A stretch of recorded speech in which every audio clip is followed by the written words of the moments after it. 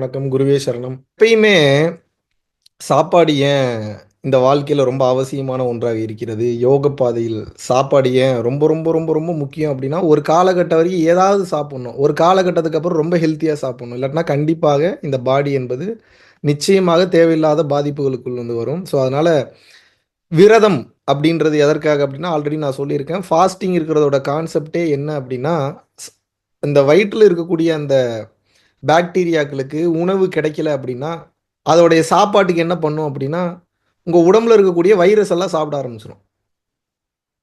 அதுக்காக ரொம்ப விரதம் இருக்கக்கூடிய டைம்னு அது அது ஒரு ஒரு ஒரு நியூட்ரலான டைம்ல இருக்கணும். நான் விரதம் இருக்கிறேன்னு சொல்லிட்டு டெய்லி விரதம் இருந்தீங்கன்னா, அல்சர் வந்து அப்புறம் தேவையில்லாத பிரச்சனைலாம் வரும். உங்களுக்கு நான் சொல்றது புரியுதாண்ணா? அப்ப என்னன்னா, விரதம் என்பது அது என்னைக்காவது ஒரு நாள் இருக்கு. இல்ல மந்த்லி ஒரு ட்வைஸ் இல்ல மந்த்லி ஒன்ஸ் இருந்தீங்கன்னாவே மோர் தென் எனஃப். மந்த்லி ட்வைஸ்லாம் ரொம்ப பெரிய விஷயம். நீங்க மந்த்லி ஒன்ஸ் இருந்தீங்கன்னாவே, ஒரு நாள் சாப்பிடாம நீர் ஆகாரம் எடுத்துட்டு அந்த ஜூஸ் ஐட்டம்ஸ் அப்படி நீங்க எடுத்துட்டு இருந்தீங்கன்னாவே, வாழ்க்கை ரொம்ப வந்து சூப்பரா இருக்கும். எந்த அளவுக்கு வந்து உணவ குறைக்கிறீங்களோ, நீங்களா குறைக்கக்கூடாது. அதுவா குறையணும். இது எப்படி குறையும்? டேஸ்ட் மேல உங்களுக்கு எப்ப இருக்கிற இன்ட்ரெஸ்ட் போகுதோ, அப்பதான் உணவு என்பது குறையுமே தவிர, அதுவரைக்கும் குறையாது. ரமண மகரிஷி கிட்ட போயி சாப்பாடு போட்டாங்கன்னா, எப்படி சாப்பாடு போடுவாங்க தெரியுமா உங்களுக்கு? முதல்ல சாப்பாடு போடுவாங்க. சோறு வப்பாங்க. அப்புறம் சாம்பார் ஊத்தும்பாரு. வப்பாங்க. அப்புறம் அதிலேயே ரசம் ஊத்தும்பாரு. ஊத்துவாங்க. அதிலேயே பாயாசம் ஊத்தும்பாரு. அதிலேயே பாயாசமும் ஊத்துவாங்க. அதிலேயே மோர் குழம்பு ஊத்தும்பாரு. அதிலேயே தயிர் ஊத்தும்பாரு. அதிலேயே கார குழம்பு ஊத்தும்பாரு. இப்படியே ஒவ்வொரு டைமும் சாப்பிட்டுட்டு இருக்காரு. எல்லாத்தையும் பெசஞ்சு சாப்பிடுறது. எப்படி இருக்கும் இத பார்த்தா உங்களுக்கு? நீங்க சொல்லுங்க. இப்படி நான் சாப்பிட்டா, உங்கள ஒரு ஈவென்ட்க்கு கூப்பிட்டு, உங்க முன்னாடி உட்கார்ந்து நான் இப்படி சாப்பிடுறேன். என்னைய எப்படி பார்ப்பீங்க? எவ்வளோ பெரிய ஞானி பாருங்க. நம்ம குருஜி எவ்வளோ பெரிய ஒரு ஞானி. நம்ம தம்பி எவ்வளோ பெரிய ஒரு ஞானி. எல்லா சாப்பாட்டையும் கலந்து சாப்பிடுறதுக்கு ஒரு பெரிய மனசு வேணும். அப்படி பார்ப்பீங்களா? பைத்தியம் கீத்தியம் புடிச்சிருச்சா? முன்ன பின்ன சாப்பாடு கீப்பாட பார்த்தது இல்லையா அவன்? இல்ல இவ்வளோ நாள் ஏதாவது பஞ்சத்தில ஏதாவது அடிபட்டு வந்திருக்கானா? தோணுமா? தோணாதா உங்களுக்கு? ஒண்ணு இப்படி ஆட்டுங்க, இல்ல இப்படி ஆட்டுங்க. பார்த்துட்டு தான் இருக்குங்க எல்லாத்தையும். ஆ அப்படி ஆட்டுங்க. அப்போ அதுக்கு வந்து ரமண மகரிஷிட்ட ஒரு அம்மா முடியாம ஒரு நாள் போய் கேட்டுர்றாங்க. கேட்டாங்க. பகவான் பகவான் தான் சொல்லுவாங்க. "பகவானே புரியுது. உங்கள எதுவும் கேள்வி கேட்கக்கூடாது, கேட்கவும் முடியாது. இருந்தாலும் எனக்கு தலையே வெடிச்சிரும் போல இருக்கு. எதுக்கு என்ன ஏதுன்னு தெரியலன்னா, தலையே வெடிச்சிரும் போல இருக்கு. அதனால நான் உங்ககிட்ட வந்து நான் என்ன கேட்கிறேன் அப்படின்னா, தயவு கூர்ந்து எதுக்கு இப்படி சாப்பாட்டுல இத்தன குழம்பையும் மிக்ஸ் பண்ணி வந்து சாப்பிடுறீங்க சொல்லுங்க. எதுக்கு வந்து இப்படி சாப்பிடுறீங்க?" அதுக்கு அவர் என்ன பதில் சொல்றாருன்னா, "நானும் எவ்வளவோ இவன அடக்கி அடக்கி பார்க்கிறேன். என்னையே அறியாம ஒரு சில நேரத்துல மேல வந்துடுறான். நீ சாம்பார் ஊத்த ஊத்தவே கேட்கறான் சாப்பிடு அப்படின்னு சொல்லி ஏங்குறான் அந்த சாம்பாருக்கு. அதனால தான் அது மேலயே மோர் குழம்பு ஊத்துன்னு சொன்னேன். மறுபடியும் ஏங்குறான். சரி மோர் குழம்பையாவது சாப்பிடுன்னு. அதான் மறுபடியும் தயிர ஊத்த சொல்றேன். மறுபடியும் ரசத்த ஊத்த சொல்றேன். இப்ப என் மனமானது அந்த ஆசைக்கு ஏங்கும்போது, அந்த ஆசைக்கு ஏங்கிய பொருளை நான் உடனே கொடுத்து விட்டேன் என்றால், என் மனம் ஜெயித்து விட்டது. நான் தோற்று விட்டேன் என்று அர்த்தம்ங்கிறார். என்ன புரியுது? எவ்வளோ குழம்ப மிக்ஸ் பண்ணி சாப்பிட்டாலும் தப்பு இல்ல போல அப்போ. அதானே தத்துவம்? அப்படி எடுத்துக்கலாமா? எப்படி எடுத்துக்கலாம்? உங்களுக்கு எல்லாத்தையும் விளக்கமா சொல்ல வேண்டியதா இருக்கு. ஒரு பாயிண்ட்ட விட்டுட்டு இன்னொரு பாயிண்ட்க்கு ஜம்ப் பண்ணி போயிட்டேன்னா, இப்படி கூட பாதி பேர் எடுத்துக்கிறீங்க. அதாவது அவர் என்ன சொல்ல வர்றாருன்னா, அந்த மனச எவ்வளவு ஆழமாக கவனிக்கிறார் என்று நீங்கள் நோட் பண்ணணும். எந்த அளவுக்கு அத விட்னஸ் பண்றாரு? எவ்வளோ ஆழமா போய் கவனிக்கிறாரு அத? நம்ம அப்படியா கவனிக்கிறோம்? நம்ம நம்ம மனதவே கவனிக்கல. நம்ம வெளியில நடக்கிறதவே கவனிக்கிறது இல்ல. அப்புறம் எங்க போய் மனத கவனிக்க போறோம்? மனத கவனிக்கிறவன்லாம் மாஸ்டர். வெளியே நடக்கக்கூடிய சூழ்நிலைகளை ஒரு மனிதன் எப்போது ஆழமாக கவனிக்க ஆரம்பிக்கிறானோ உலகம் புரியும். தன்னை எப்போது கவனிக்க ஆரம்பிக்கிறானோ இறைவன் யாருன்னு புரிஞ்சிடும். அப்ப எந்த அளவுக்கு மைன்யூட்டா அந்த டீப்பா அவ்வளோ ஆழமா அவ்வளோ தூரம் போய் அதை நோட் பண்ணியிருப்பார். நோட் பண்ணியிருப்பாரா மாட்டாரா? சாதாரண ஆளா? அவரு சொல்றாரு எனக்கு எல்லாமே சிவன் தான்றாரு. என்ன சொல்றாரு? எனக்கு எல்லாமே சிவன் தான்.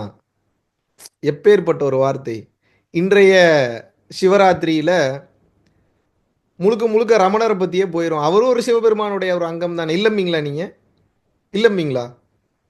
நீங்க சிவனை எப்படி எப்படியோ பார்க்குறீங்க. நான் சிவனை இன்னைக்கு ரமணரா பார்க்கலான்னு நெனைக்கிறேன். நீங்க என்ன நெனைக்கிறீங்க? ரமணரை பற்றி இன்று தெரிந்து கொண்டு, ரமணருடைய ஆசியில எனக்கு என்னமோ இன்னைக்கு திருவண்ணாமலை மூடு வந்துருச்சு. திடீர்னு வந்துருச்சு. ஏன் வந்துச்சுன்னு தெரியல. ரமணர விட்டு மைண்ட் செட் வேற எங்கேயும் போயும் தொலைய மாட்டேங்குது. ரமணருக்குள்ளேயே சுத்திட்டு இருக்கிறதுனால, ரமணரை வைத்து இன்று வந்து இந்த மகா சிவராத்திரியை வந்து கொண்டாடலாம். ஏன்னா, ரமண மகரிஷிக்கு வந்து பார்த்தீங்கன்னா, 12லிருந்து 13 வயசு. எத்தன வயசு? 12லிருந்து 13 வயது. 12லிருந்து 13 வயதுல வீட்ல உட்கார்ந்துகிட்டு இருக்கிறாரு. அந்த வீட்டுக்கு நான் போயிருக்கேன். மதுரையில வந்து மதுரை மீனாட்சி அம்மன் கோயில் கிட்ட அவர் ஞானம் அடைந்த வீடுன்னு போய் கேட்டீங்கன்னா சொல்லுவாங்க. தெற்கு கோபுரம் கிட்ட இருக்குன்னு நினைக்கிறேன். I am not sure about it. என்ன சொல்றேன் அப்படின்னா, அந்த இடத்துல போய் கேட்டீங்கன்னா தெரியும். நீங்க போனீங்கன்னா தெரியும். வீட்ல தான் இருந்தாரு. 13 வயசுல நீங்க என்ன பண்ணிட்டு இருந்தீங்க சொல்லுங்க? 13 வயசு ஞாபகம் சுத்தமா இருக்கு. எனக்கெல்லாம் ஞாபகம் இல்ல. ஒ எனக்கு முந்தா நேத்து நடந்ததே ஞாபகம் இல்ல. நேத்து நடந்ததே ஞாபகம் இல்ல. 13 வயசுல நடந்தது எங்க ஞாபகம் இருக்கு இப்போ. ரொம்ப ரேர் மெமரி. 13 வயசுல நம்ம என்ன பண்ணிட்டு இருந்திருப்போம் அப்டின்னா, ஏதாவது சொப்பு வச்சு விளையாடிட்டு இருந்திருப்போம். குழந்தை மாரி.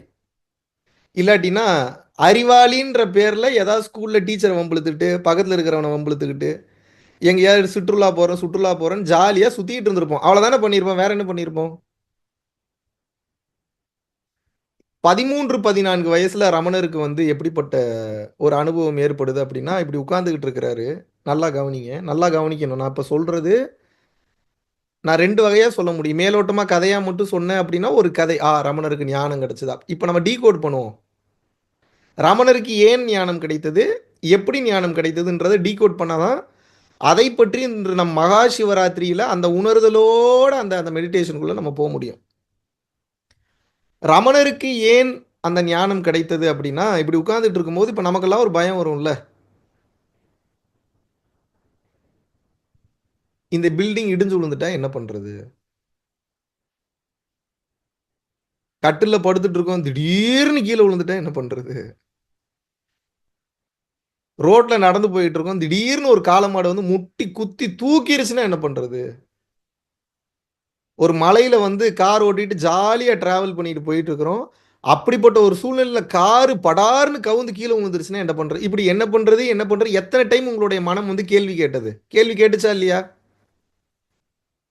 சரி. எத்தன டைம் செத்துட்டீங்க? என்ன இப்படி பார்த்தீங்கன்னா பதில் சொல்லுங்க. தெர்ல. தெர்லியா? இல்ல சாகலியா? நான்லாம் சொல்றேன். நான்லாம் சொல்ல முடியாது. 5 டைம் செத்துட்டு மறுபடியும் உயிரோட வந்துட்டேன். செத்து உடல விட்டு உயிர் பிரிஞ்சு மறுபடியும் வந்துட்டேன். இப்ப நான் என் பில்டப்புக்காக சொல்ல வரல. நீங்க நீங்க எத்தன டைம் செத்தீங்க? அத சொல்லுங்க.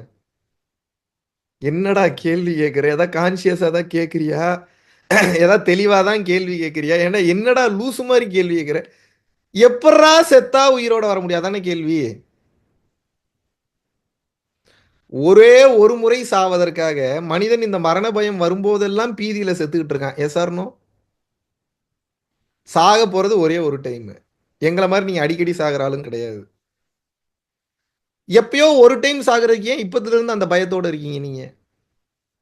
6 மணிக்கு சாக போறோம்னா, 4 மணிலேருந்து ஏன்டா ஃபீல் பண்ணிட்டு இருக்க? 4 மணியிலிருந்து 6 மணி 2 மணி நேரம் சும்மா இருக்க. ஜாலியா இருக்கலாமே. படம் பாரு, Netflix பாரு, ஊர் சுத்து. அந்த மனப்பக்குவத்த வளர்த்துக்கிறது தான் ஞானம். ரமண மகரிஷி எப்படி அந்த மனப்பக்குவத்த வளர்த்தாருன்னு தெரியல. 13, 14 வயசுல. அவர் என்ன பண்ணாருன்னா, இதே மாரி மரண பயம் வருது. ஏதோ ஒரு ரூபத்துல வருது. ஏதோ ரொம்ப சீரியஸா நம்பிட்டு அவர் சாக போறாருன்னு தெரிஞ்சிருச்சு.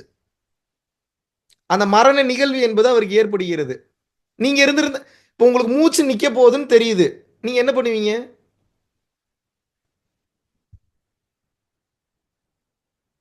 இப்படி பார்த்தா என்ன பண்ணுவீங்க? சொல்லுங்க. வாய தொறந்து பேசுங்க. உங்களலாம் பார்த்துட்டு தான் இருக்கேன். ஒவ்வொருத்தரையும் பார்க்குறேன். வாய தொறங்க, கம்யூனிகேட் பண்ணுங்க. உங்க முன்னாடி தானே இருக்கேன். நான் மட்டும் பேசணும், நீங்க உட்கார்ந்து கதை கேட்டுக்கிட்டே இருப்பீங்க. சுகமா ஜாலியா ஃபீஸ் கட்டிட்டா, இவன் பாட்டுக்கு பேசிக்கிட்டே இருப்பான். நம்ம உட்கார்ந்து கேட்டுக்கிட்டே என்னைய பார்த்தா கிறுக்க மாரி தெரியுது உங்களுக்கு. ஆன்ஸர் பண்ணுங்க. 13 வயசுல இப்படி ஒரு சூழ்நிலை உங்களுக்கு இறப்ப வந்து ஃபேஸ் பண்றீங்க. நான் என்ன சொல்றேன் நல்லா கவனிக்கணும். இறப்ப ஃபேஸ் பண்றீங்க. இறப்ப ஃபேஸ் பண்ணா எப்படி இருக்கும்னு கேட்கிறேன்.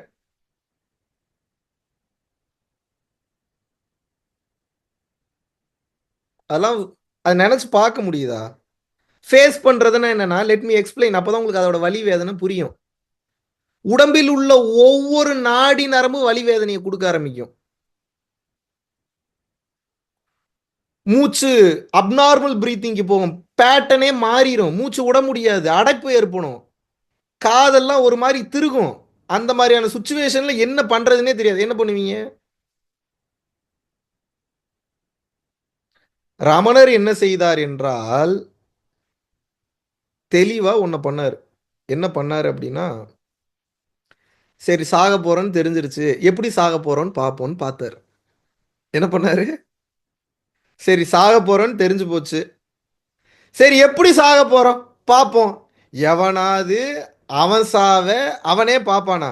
எவனாவது அவன் சாவுக்கு அவன் குத்து டான்ஸ் ஆட முடியுமா? இது அந்த மாரி தான். நீங்க எவ்வளோ பெரிய டான்ஸரா வேணா இருங்க. நீங்க செத்ததுக்கு அப்புறம் உங்க குத்து டான்ஸ உங்களால பார்க்க முடியுமா? இதுதான் கேள்வி. பார்த்தாரு. அவர் தான் ரமணர். எப்படி? மகான் எப்படி? இதுதான் ஆன்மீகம். எதையெல்லாம் முடியாதுன்றீங்களோ அதெல்லாம் பண்ணி காமிச்சிருப்பாங்க. அதுதான் abnormal, abnormal, abnormal human beings. Abnormal human beings. அத கவனிக்க ஆரம்பிக்கிறார். அந்த வலி வேதனை உடம்பில் உள்ள ஒவ்வொரு பாகங்களிலும் பயணம் செய்யும்போது கால், முட்டி, தொடை, வயிறு, கழுத்து ஒவ்வொரு இடமா கவனிக்கிறார். அந்த வலி வர வர வர வர அந்த வலியில முழு கவனம் செலுத்துகிறார். உங்களுக்கு இன்னைக்கு உங்களுக்கு ஒரு சீக்ரெட் சொல்லித்தரேன். ஏதாவது கையோ காலோ எங்கேயாவது அடிபட்டுருச்சுன்னா அதை கண்டுக்காம விடக்கூடாது. மறுபடியும் மறுபடியும் வலிக்கும். நீங்க வெளியில மருந்து போடுறீங்க அதெல்லாம் சரி. எங்கேயாவது அதிக வலி ஏற்படக்கூடிய இடத்த உத்து கவனிச்சுக்கிட்டே இருங்க. கொஞ்ச நேரத்துல வலி போயிடும். தெரியுமா உங்களுக்கு? ஆனா அந்த கவனிக்கிற கொஞ்ச நேரம் வரைக்கும் வலி உயிர் போகும். ஒரு கட்டத்துக்கு மேல வலி பழகி பழகி பழகி பழகி மசில் மெமரியில ஏறிடும். அப்போ உங்களோட பிரெயின் என்ன நம்ப ஆரம்பிச்சிரும்னா, இந்த வலி உடம்புக்கு ரொம்ப காமனான ஒண்ணுன்னு சொல்லி டேட்டா போய் உள்ள உட்கார்ந்தோடனே இது உங்களை டிஸ்டர்ப் பண்ணாது. வலி காணாம போயிடும். இப்படி செஞ்சு காமிச்சிருக்காங்க நிறைய பேர். எனக்கு தெரிந்த ஒரு நபர் தேள் கொட்டிய போது அந்த விஷம்லாம் எடுத்ததுக்கு அப்புறம் அந்த வலி வேதனை இருந்துகிட்டே இருந்தது. அது கண்டினியூவா ஒரு நாள் 2 நாள் கவனிச்சுட்டே இருந்திருக்கிறாரு. அது 1 மாசம் அது சரியாகறதுக்கு லேட் ஆகும்னு சொன்னது. 1 நாள் 1 1/2 நாள்ல வீக்கம் முழுவதும் குறைந்து விட்டது. இதே நீங்க சேரு மத்ததுல ஏதாவது இடிச்சுக்கிட்டீங்கன்னா கவனிச்சீங்கன்னா 3ல இருந்து 4 நிமிஷத்துல வலி நின்றும். ரமணர் இதே தான் பண்றார். உடம்பில் இருக்கக்கூடிய ஒவ்வொரு பாகங்களிலும் என்னென்ன நடக்கிறது, நான் எப்பேற்பட்ட வலி வேதனைகளை நான் அனுபவிக்கிறேன் என்று கொஞ்சம் கொஞ்சமாக கவனிக்க ஆரம்பிக்கிறார். இதுதான் விழிப்புணர்வு நிலை. உங்களோட விழிப்புணர்வு நிலை மிகவும் அதிகமாக ஆகிவிட்டது என்றால், வாழ்க்கையில ஒவ்வொரு நொடியும் கவனிக்க ஆரம்பிச்சிருவீங்க. அப்ப இறப்பு, பிறப்பு அப்படின்றதுக்கு உங்களுக்கு வித்தியாசமே இருக்காது. பிறப்பை கவனிப்பதைப் போல இறப்பையும் கவனிக்க ஆரம்பிச்சிருவீங்க. அவ்வளவுதான் சிம்பிள்.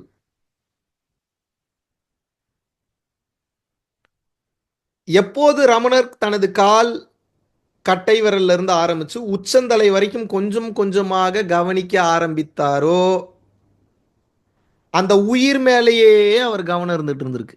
எது மேல இருந்தது? அது கொஞ்சம் கொஞ்சமா வலி மேல வருதுல, அது வலி வரல. உயிர் வெளியேற ட்ரை பண்ணுது. அவர் என்ன பண்றாரு? அதுல கவனம் கொஞ்சம் கொஞ்சமாக, கொஞ்சம் கொஞ்சமாக, கொஞ்சம் கொஞ்சமாக, கொஞ்சம் கொஞ்சமா வைக்கும்போது, உயிர புடிச்சிடுறாரு. ஒரு கட்டத்துல ஃபோக்கஸ்ல என்ன பண்றாரு? தனது மனோசக்தியினால் உயிரை நிறுத்தி விடுகிறார். கண்ட்ரோல் பண்ணிடுறார். ஃபுல் ஃபோக்கஸ் பண்ணும்போது உயிர் வெளியே போக மாட்டேங்குது. இவருடைய கவனிப்பு நிலையான ஆன்ம நிலை அதிகம் பெற்று விடுவதனால் இது பெருசாயிடுது. மனம் உள்ள போய் ஒடுங்கிருது. அப்போ உண்மையை பார்த்துடுறார். உங்கள மாதிரியே பயந்திருந்தாருன்னா, உடலை விட்டு உயிர் வெளியேறி இருக்கும். பேயா சுத்திட்டு இருந்திருப்பாரு. அவர் ரொம்ப தைரியமா எம்ப்ரேஸ் பண்ணி அது எப்படி இருக்கு அந்த இறப்பு அப்படின்றத பிராக்டிஸ் பண்ணாரு. அத பார்த்தாரு. நமக்கெல்லாம் எடுத்தோனேலாம் வராது. இன்னையிலிருந்து ஆரம்பிச்சாவே அப்படி வருமான்றது தெரியல. ஏன்னா நாடி நரம்பு ரத்தம் சதையில ஊறி இருக்கும். நம்மளோட பய உணர்வுன்றது. அதை கவனிக்க ஆரம்பித்தவுடன் மனமும் ஆன்மாவும் ஒன்றிணைந்து இரு பொருள் ஒரு பொருளானது. ஒரு பொருள் உரு பொருளான மெய்ப்பொருளை காண்பித்து விட்டது.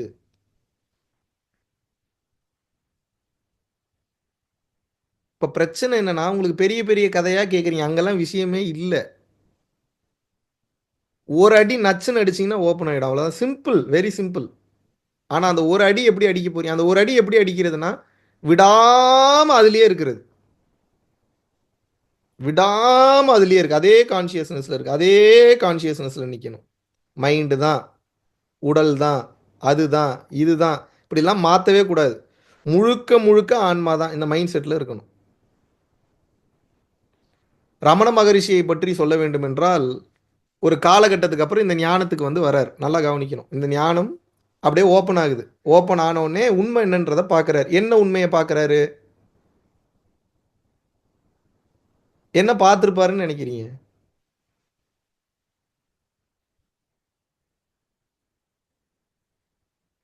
என்ன பார்த்தாரு? ரமண மகரிஷி என்ன பார்த்தாரு? ரமண மகரிஷி பார்த்த விஷயம் என்ன அப்படின்னா, இங்க ஒண்ணுமே இல்லன்றத பார்த்துட்டாரு. மனமும், ஆன்மாவும் ஒன்றிணையும்போது, அங்கே காட்சி என்பது இல்லை. உங்களுக்கு நான் சொல்றது புரியுதா? மனமும், ஆன்மாவும் இணையும்போது, அங்கே காட்சி என்பதே இல்லை. மனம் இயங்கும்போது தான் உலகத்தின் காட்சி கண்ணுக்கு தெரியும். மனம் இயங்காத போது உலகத்தின் காட்சி கண்ணுக்கு தெரியாது. அப்ப என்னன்னா ஆனந்தம் மட்டுமே நிலை பெற்று இருக்கும். Pure bliss.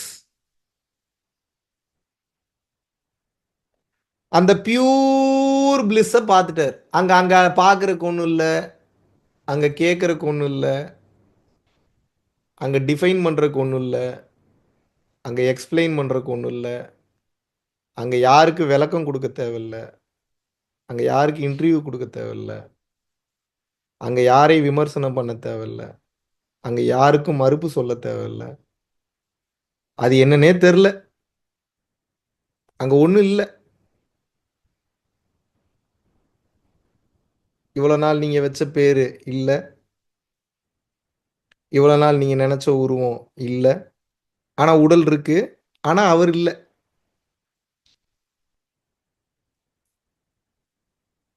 அந்த உடல் மட்டும் இருக்கு. ஆனா அவரு இல்ல. எங்க போனாரு? அந்த நான்ற ஈகோ இறப்பை ஏற்றுக்கொள்ளும்போது சரணாகதி பெற்று விட்டது. அப்ப அகங்காரம் அந்த சோல்க்கு சரணாகதி செய்யும்போது, ஆணவமாகியது இறைவனிடம் சரணாகதி பெற்ற காரணத்தினால், எப்போது அகங்காரமான மனம் தனது இயலாமையை ஏற்றுக்கொண்டதோ, இறைவன் தனது காட்சியை காட்டினார்.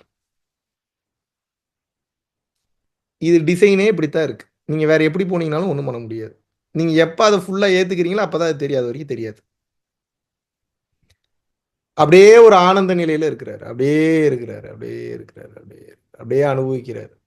என்ன என்ன உங்களுக்கு பிடிக்கும்னு நினைக்கிறீங்க? இப்படி ஒரு நிலைக்கு போய் உட்காந்துட்டீங்கன்னா? எதுக்கு இப்ப இத்தன வேலை செய்றீங்க? சுகமா இருக்கணும்னு தான் இவ்வளோ பண்றீங்க. எதுக்கு கல்யாணம் பண்றீங்க? எதுக்கு குழந்தை பெத்துக்கிறீங்க? எதுக்கு ஐஸ்கிரீம் சாப்பிடுறீங்க? எதுக்கு செக்ஸ் வச்சுக்கிறீங்க? எதுக்கு ஊர் சுத்துறீங்க? எதுக்கு டிராவல் பண்றீங்க? இந்த உடலோட உணர்வு நிலைய சுகமா வச்சுக்கணும். இருக்கிறதுலே உச்சகட்ட சுகம் எது? ராஜபோதை அப்படின்னா, கண்டு, கேட்டு, உண்டு, உயிர்த்து, உற்ற அறியும் ஐம்புலனும் இருக்குன்றான். திருவள்ளுவர். இது வைரமுத்து சொல்லியிருக்கிறாரு. கண்டு கேட்டு உண்டு உயிர்த்து உற்றறியும் ஐம்புலனும் பெண்ணில் இருக்குங்கிறாரு. பட் வைரமுத்து தானா எழுதல. அவர் எழுதுனது பார்த்தீங்கன்னா, திருவள்ளுவர்கிட்ட இருந்து எடுத்து எழுதினார். அப்ப இருப்பதிலேயே உச்சகட்ட ராஜபோதை பேரின்பம் என்ன அப்படின்னு கேட்டீங்கன்னா, செக்ஸ். அதான். ஏன்னா ஐம்புலனும் இன்பத்த அனுபவிக்கும். காட்சி அழகா இருக்கும். காதுல மோர்னிங் சவுண்ட்ஸ் அவ்வளோ இன்பமா இருக்கும். ஸ்மெல் அவ்வளோ சூப்பரா இருக்கும். அதுபோக பார்த்தீங்கன்னா, உடல்ல இருக்கக்கூடிய அந்த அந்த அசைவுகள், அந்த தொடுதல் எல்லாம் ஆனந்தமா இருக்கிறனால அது பெரிய போதை. அதனால தான் அது வேணும்னு அடிக்கடி இப்படி அடிக்ட் ஆகி அதிலேயே போய் மனிதன் தனது எனர்ஜியை இழக்கிறான். இதை விட உங்களுக்கு நான் 1000, 1,00,000, 2,00,000, 1,00,00,000 மடங்கு ஒரு பேரின்பத்தை உங்களுக்கு நான் கொடுக்குறேன் அப்படின்னு நான் சொன்னா நீங்க என்ன வேலை பார்ப்பீங்கன்னு சொல்லுங்க. 24 மணி நேரம் எப்ப வேணாலும் உனக்கு கிடைக்கும். நீங்க என்ன வேலை பார்ப்பீங்க? அது எப்படி இருக்கும் தெரியுமா? என்ன வேணா வாய்க்கிலேயே பேசலாம். அதெல்லாம் வேணான்ட்டு வந்துருவாங்க. மறுபடியும் குடும்பத்துக்கு நீங்க எப்படி குடும்பத்துக்கு வருவீங்கன்னு கேட்கிறேன். ஒன்ஸ் ஆங்காரம் உள்ளடக்கி ஐம்புலனை சுட்டறுத்து தூங்காமல் தூங்கி சுகம் பெறுவதற்காலம் குடும்பத்துல இருப்பீங்க. ஆனா இதெல்லாம் போய் இதுதான் ஆனந்தமா இருக்குன்ற அந்த உண்மை வந்துரும். ஏன்னா மனிதனே சுகத்துக்கு அடிமைப்பட்டவன். சப்கான்சியஸாவே சுகத்துக்கு அடிமைப்பட்டிருக்கீங்க. அப்ப என்னன்னா உங்களையே அறியாத ஒரு மாபெரும் சுகம் உங்களை ஆட்கொண்டு விட்டது. அதை நீங்க அனுபவிச்சுட்டீங்க, டேஸ்ட் பண்ணிட்டீங்கன்னா விடாது. ஒன்ஸ் அதை பார்த்துருச்சுன்னா விடாது. அதான் பார்த்துட்டீங்களே எப்படி விடுவீங்க? விட்டு காட்டுங்க நீங்க. இந்த உலகத்தின் காட்சி எப்போது தெரியும் என்றால், மனம் இயங்குச்சுன்னா மட்டும்தான் உலகம் தெரியும். இல்லைன்னா உலகம் கண்ணுக்கு தெரியாது. உலகம்ன்ற ஒண்ணே மாயை. மனம் இயங்கினால்தான் உலகம் தெரியும். மனம் இயங்கவில்லை என்றால் உலகம் தெரியாது. இப்போ இப்பேற்பட்ட ஒரு பெரும் சுகத்தை ரமண மகரிஷி பார்த்துட்டார். பார்த்துடுறார். பார்த்துட்டா மனிதனுக்கு வேற என்ன தோணும்னு நீங்க நினைக்கிறீங்க? உண்மைய பார்த்துட்டீங்க. இங்க ஒண்ணு இல்லன்னு தெரிஞ்சிருச்சு. எப்படி அதுக்காக ஓடணுன்ற வேகமும் வெறியும் இருக்கும் சொல்லுங்க? இப்ப நான் என்ன கேட்கிறேன்னா, இப்ப என் கண்ணு முன்னாடி ஒரு பாம்பு இருக்கு அப்படின்னு தெரிஞ்சதுனா தான் நான் பயப்படுவேன், பதட்டமாவேன். ஆனா அது பாம்பு இல்ல. அது ஒரு கயிறு அப்படின்றது நான் தெரிஞ்சிருச்சுன்னா, பயப்படுவேனா அந்த பாம்புக்கு? அவ்வளவுதானே சேம் லைக் தட் அதே மாரி தானே. வாழ்க்கைய பத்தி புரியாம இருந்தது. வாழ்க்கைய பத்தி புரிஞ்ச உடனே இப்ப எல்லாமே புரிஞ்சிருச்சு. இங்க எல்லாமே இருக்குன்னு நெனச்சேன். அதனால ஓடிட்டு இருந்தேன். சம்பாரிக்கணும்னு நெனச்சேன். சேர்த்து வைக்கணும்னு நெனச்சேன். எல்லாமே சரி. இங்க ஒண்ணுமே இல்லன்றது தெரியல. புரிஞ்சு உணர்ந்துட்டேன். இப்ப வேகம் குறையும். எல்லாமே சரி. இப்ப நம்ம வந்து உலகத்துக்கு கெட்டவனா இருந்தாலும், நாம் இறைவனின் செல்லப் பிள்ளையாக இருக்கிறோம் என்று அர்த்தம். இதுதான் ஞானம். இதுதான் மாபெரும் ஞானம். இது புரியாம தான் எல்லாரும் சுத்திக்கிட்டு இருக்கிறாய்ங்க. இது புரியாம தான் சுத்திட்டு இருக்காய்ங்க. ஞானம்னா ஏதோ மேஜிக் வேலைன்னு நெனச்சாங்க. ஞானம்னா மேஜிக் வேலை இல்ல. உண்மையை ஏற்றுக்கொள்ளுதல்னு அர்த்தம். இங்க நெறைய பேருக்கு உண்மைய ஏத்துக்கிறதுக்கு புடிக்க மாட்டேங்குது. ஏன் புடிக்க மாட்டேங்குதுன்னா, உண்மைன்னு நம்பிட்டு இருக்கீங்க. என் வீடு உண்ம, நான் சம்பாரிச்சது உண்ம, நான் கண்ணால பார்த்த பணம் உண்ம, நான் வாங்குன அவார்டு உண்ம, நான் பெத்த குழந்தை உண்ம. அது ரொம்ப இன்ட்ரஸ்டிங்கா இருக்கும். இதெல்லாம் உண்மைன்னு நெனைக்கிறதுனால, இப்போ உங்களுக்கு எல்லா பிரச்சனைகளும் வந்துவிட்டது. ரமண மகரிஷி இதனால தான் என்ன பண்ணாருன்னா, இது எல்லாமே பொய்ன்னு தெரிஞ்ச உடனே, ஏதாவது வேலை இருக்கா? எழுதுறாரு. ஒரு பேனா, பேப்பர் எடுத்து எழுத ஆரம்பிக்கிறாரு. அப்படியே எழுதி, அதோட மேட்டர் என்னன்னா, எத புரிஞ்சுக்கணுமோ அத நான் புரிஞ்சுக்கிட்டேன். எத புரிஞ்சுக்கணுமோ அத நான் புரிஞ்சுக்கிட்டேன். இதுக்கப்புறம் எனக்கு இங்க வேலை இல்லன்னு நெனைக்கிறேன். என்னை நீங்கள் தேட வேண்டாம். இப்படிக்கு அப்படின்னு போட்டு கோடு தான். பேர் கூட கிடையாது. அவர் நான் அப்படின்றத எப்ப அழிச்சிருக்கிறாரு? எப்பங்க அழிச்சிருக்கிறாரு அந்த நான்றத? 12, 13 வயசுலயே அழிச்சிட்டாப்ல. எப்பேர்ப்பட்ட ரியலைசேஷன். திருவண்ணாமலைன்னு இப்ப தான் பேர் மாத்துனாங்க. முன்னாடி இருந்த பேர் யாருக்காவது தெரியுமா? முன்னாடி இருந்த திருவண்ணாமலையோட பேர் என்னன்னா, அருணாச்சல்ன்னு சொல்லுவாங்க. தெரியுமா யாருக்காவது? அருணாச்சல் அப்படின்னா திருவண்ணாமலைன்னு அர்த்தம். ஸோ, அவர் எங்க போனாருன்னா, கிளம்பி அவருக்கு ஒரு கிரேஸ். அவர் ஈஸ்வரனோட அம்சம் தானே. அப்புறம் ஈஸ்வரனுடைய அம்சம்க்கு அப்புறம் ஈஸ்வரன் மேல தான் அப்புறம் கிரேஸ் இருக்கும். வேற யார் மேல கிரேஸ் இருக்கும்? நேரா கிளம்பி திருவண்ணாமலை போயிடுறாரு. உணர வேண்டியதை உணர்ந்தோனே அப்படியே போய் உட்கார்ந்துடுறாரு திருவண்ணாமலைக்குள்ள.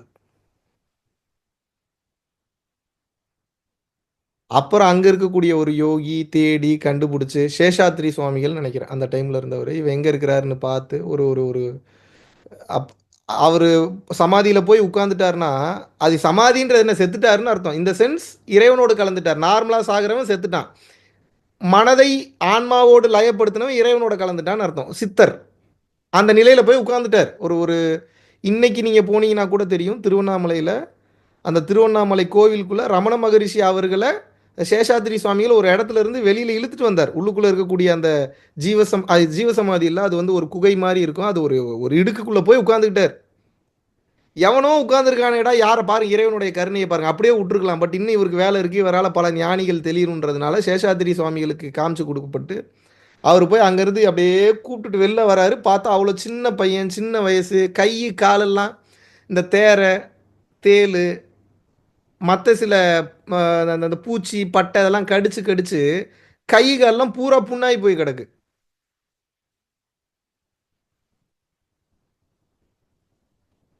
அப்புறம் இவர் அந்த சமாதி நிலையிலிருந்து அவர் வெளியே எழுப்பி வந்து கூட்டு வரணும். எப்படி வெளியே எழுப்பி வந்து கூட்டு வர்றது அப்படின்னு வந்து தெரியல. அப்புறம் பல பேருடைய முயற்சியினால அப்புறம் அந்த சமாதி நிலையிலிருந்து அவரை வெளியே கொண்டு வரதுக்காக நீ யாருன்னு அப்படின்னு கேட்கக்கூடிய அந்த சுச்சுவேஷன், நீ யாருப்பா அப்படின்னு கேட்கும்போது தான் இந்த கேள்வி அடுத்த கட்ட ரெண்டாவது என்லைட்மெண்ட் பாயிண்ட் இது அவருக்கு. நல்லா கவனிக்கணும். எல்லாருக்கும் ஒரு என்லைட்மெண்ட் பாயிண்ட் தான் தெரியும். வீட்டில் என்லைட்மெண்ட் ஆனது தான் தெரியும்.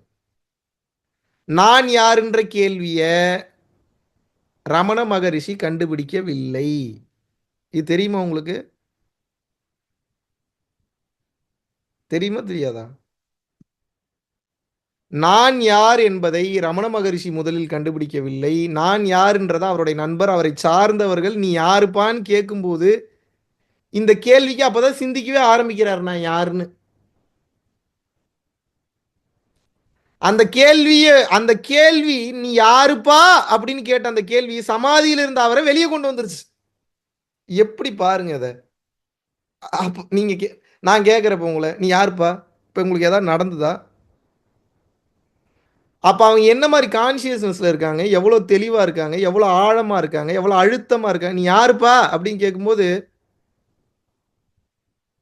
அப்படி திரும்பி, "ஆமால்ல, நான் யாரு? இது எப்படி இருக்கு? ஏதோ கோமா ஸ்டேஜ்ல இருந்து எந்திரிச்ச மாரி இல்ல?" உடனே அத புடிச்சுக்கிட்டார் ரமண மகரிஷி. அதை பிடித்துக்கொண்டு அவர் என்ன பண்றாருன்னா, இந்த கேள்விக்கு ஒருத்தன் பதிலை சரியாக கண்டுபிடித்து விட்டான் என்றால், அவன் வாழ்க்கையில எல்லாத்தையும் பார்த்துப்பான்றத தெரிஞ்சுக்கிறார்.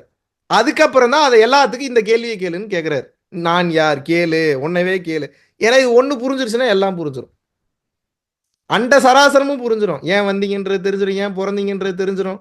போன ஜென்மத்தில எங்க இருந்தீங்கன்றது தெரிஞ்சிரும். எதுக்கு இங்க வந்தீங்க? என்ன வேலை பெண்டிங் இருக்கு? என்ன குருமா பண்ணீங்க? என்ன கர்மா பண்ணீங்க? அடுத்து எங்க போறீங்க? எங்க வரப்போறீங்க? பூரா தெரிஞ்சிரும். ஆனா நீங்க யாருன்னு தெரிஞ்சுக்கணும். இப்ப சொல்லுங்க இத வுட்டுட்டு வேற எத போய் தெரிஞ்சுப்பீங்க? ஒவ்வொரு குழந்தைகளும் இந்த ஞான கல்வியை கற்றுக்கொள்ள வேண்டும் என்பது நானும் உங்கள மாரி இருந்தவன் தானே ஏங்க. வயசு 30 வயசு தான் ஆகுது.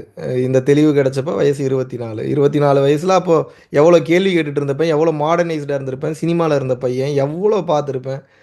அப்ப என்ன புரட்டி போடுற அளவுக்கு ஒரு விஷயம் வந்து இதில நடக்குது அப்டின்னா, இதில எப்படி நான் சும்மா வுட்டுட்டு வர முடியும்? நான் அப்படி கோடி கோடியா பணம் சம்பாரிக்கிற மாரி இருந்திருந்தா, எஃப்டில சேர்த்து வச்சிருக்கணும். இல்ல சொந்தமா ஏதாவது ப்ராப்பர்ட்டி வாங்கியிருக்கணும்.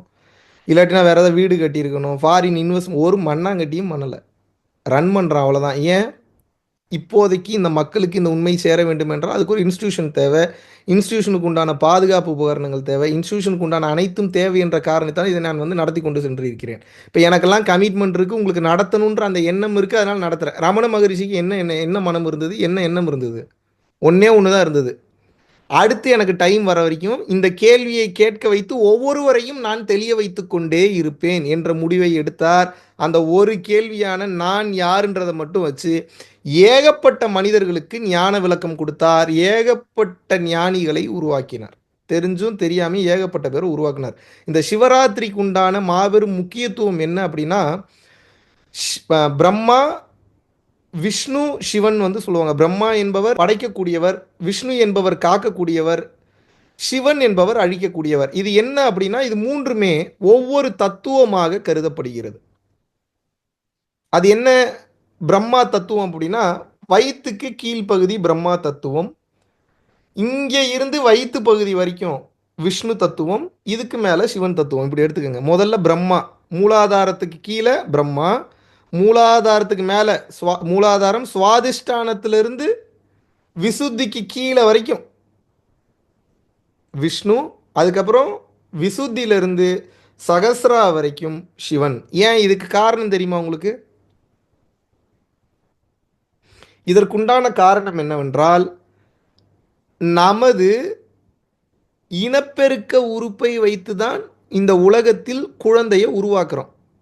இது பிரம்மா தத்துவம். This is called manufacturing R the creation, the ultimate creation. இந்த உலகத்தில் மனிதர்கள் இல்லைன்னா இங்கே படைப்பு இல்லை. மனிதர்கள் தான் ஆகச்சிறந்த படைப்பு. மனிதர்கள் தான் ஆறறிவு மிக்க இந்த ஒரு படைப்பு. அப்போது படைக்கக்கூடிய தத்துவமானது வயிற்றுக்கு கீழ்ப்பகுதியில் செயல்படுகிறது. பிரம்மா என்ற ஒருவன் இல்லை. நீங்களே பிரம்மன் தொழிலை செய்கின்றீர்கள். ஒரு குழந்தையை உற்பத்தி செய்யும் போது, இனப்பெருக்க விஷயத்திற்காக பயன்படுத்தப்படும் போது, உங்களது உடம்பில் உங்களது வயிற்றுக்கு கீழ்ப்பகுதி மொத்தமும் பிரம்ம தத்துவமாக செயல்படுகிறது. இது யாருப்பா, எங்க இருந்துப்பா, எப்படிப்பா வந்து கனெக்ட் பண்றாங்கன்னா, நீங்க பிரபஞ்சத்துல இருந்து எந்த பொருளையும் தனியா அப்படி வந்து பிரிச்சு வச்சு பார்க்க முடியாது. உங்களுக்கும் ஒரு எனர்ஜிக்கும் உங்களுக்கும் இங்கே இப்போ பிறக்கக்கூடிய குழந்தைங்களுக்கும் உங்களுக்கும் ஒவ்வொன்றிற்கும் ஒவ்வொரு தொடர்பு உண்டு. இதை உங்களால் கண்டுபிடிக்கவே முடியாது. எல்லாத்துக்கும் காரணம் இருக்கு. எல்லாத்துக்குமே கனெக்ஷன் இருக்கு. புரியுதா நான் சொல்றது உங்களுக்கு? Each and every thing is connected. Each and every thing is getting connected. இப்போ என்னன்னா, இந்த வயிற்றுக்கு கீழ் பகுதியான இந்த பிரம்மா தத்துவமானது நீங்க தான் செய்றீங்க. பிரம்மன் செய்யல. பிரம்மன் படைக்கவில்லை. நீங்களே அந்த மேஜிக் உங்களே அறியாம பண்றீங்க. குழந்தை பிறக்கிறது சரிப்பா. நான் செக்ஸ் வச்சுக்கிட்டா குழந்தை பொறந்துருது. ஓகே. ஃபிசிக்கல் ரிலேஷன்ஷிப்பில் மட்டும் அப்போ குழந்தை நான் எப்படி அப்படி செய்ய முடியும்? அப்போது ஒரு ஆன்மா வந்து உள்ளே இணைகிற வேலையை நான் ஒன்றுமே பண்ணலையே. நல்ல கேள்வி. இது நீங்கள் ஒன்றுமே பண்ண வேணாம். இது எல்லாமே ப்ரோக்ராம்டுன்னு சொல்கிறேன். இதில் நீங்கள் தனியாக பிரிச்சே பார்க்க முடியாது. நீங்கள் செய்யலைனாலும் செய்ய வச்சிரும். புரியுதா நான் சொல்கிறது? உங்களை நான் என்ன சொல்கிறேன்னா, உங்களை பிரபஞ்சத்திலிருந்து தனியாக பிரித்து பார்க்காதீங்க. நீங்கள் பிரிக்கவே முடியாது உங்களை பிரபஞ்சத்திலிருந்து தனியாக. நீங்கள் தனியாக நிற்கிறதுனால நீங்கள் தனியாக இருக்கீங்கன்னு அர்த்தம் கிடையாது. உங்களுக்கு நான் சொல்கிறது புரியுதா? நீங்கள் தனியாக இருக்கின்றீர்கள் என்ற காரணத்திற்காக நீங்கள் தனியாக இருக்கின்றீர்கள் என்ற அர்த்தம் கிடையாது. வயிற்றுக்கு கீழ்ப்பகுதி பிரம்மா தத்துவம் குழந்தை பிறக்கும் போது நீங்களே செயல்படுத்துறீங்க. அடுத்து காக்கும் தத்துவம். காக்கும் தத்துவம்னா என்ன? நல்ல ஃபுட்டை சாப்பிட்டு கழுத்துக்கு கீழ்ப்பகுதி மொத்தம் செரிமானம் முக்கியமான பகுதி நுரையீரல், இதயம், கல்லீரல், கணையம், இரைப்பை, சிறுநீரகப்பை எல்லாமே இந்த இடத்துல தான் இருக்கு. அப்போ உடலை காக்கக்கூடிய தத்துவம், செரிமான சக்தியை கொடுக்கக்கூடிய வேலை இங்கே தான் நடக்குது. Yes or no? இப்போ சொல்லுங்க, காக்கக்கூடிய விஷ்ணு தத்துவம்ன்றது மகாவிஷ்ணு எங்கேயோ உட்காந்துட்டு ஆப்ரேட் பண்ணிட்டு இருக்கிறாரா, இல்லை நீங்களே பண்றீங்களா? நீங்க சொல்லி பண்றீங்களா, இல்ல அதுவே பண்ணுதா? சரி, இப்போ அடுத்த கேள்வி. இப்போ அதுவே பண்ணுதுன்னா, இப்போ என்னுடைய கேள்வி என்னன்னா, நீங்க இப்ப இறைவன் என்கின்ற அந்த தன்மையில் இறைவன் உங்களை படைத்திருக்கிறாரா இல்லையா? கழுத்துக்கு மேல் பகுதி அழிக்கும் சக்தி, சிவசக்தி. அது என்ன அழிக்கும் சக்தி? தலையை வெட்டி கட் பண்ணிட்டா அழிச்சிருமா? அப்படியா? தேவையில்லாத எண்ணங்களை, முழுமையான எண்ணங்களை அழிக்கும் சக்தி.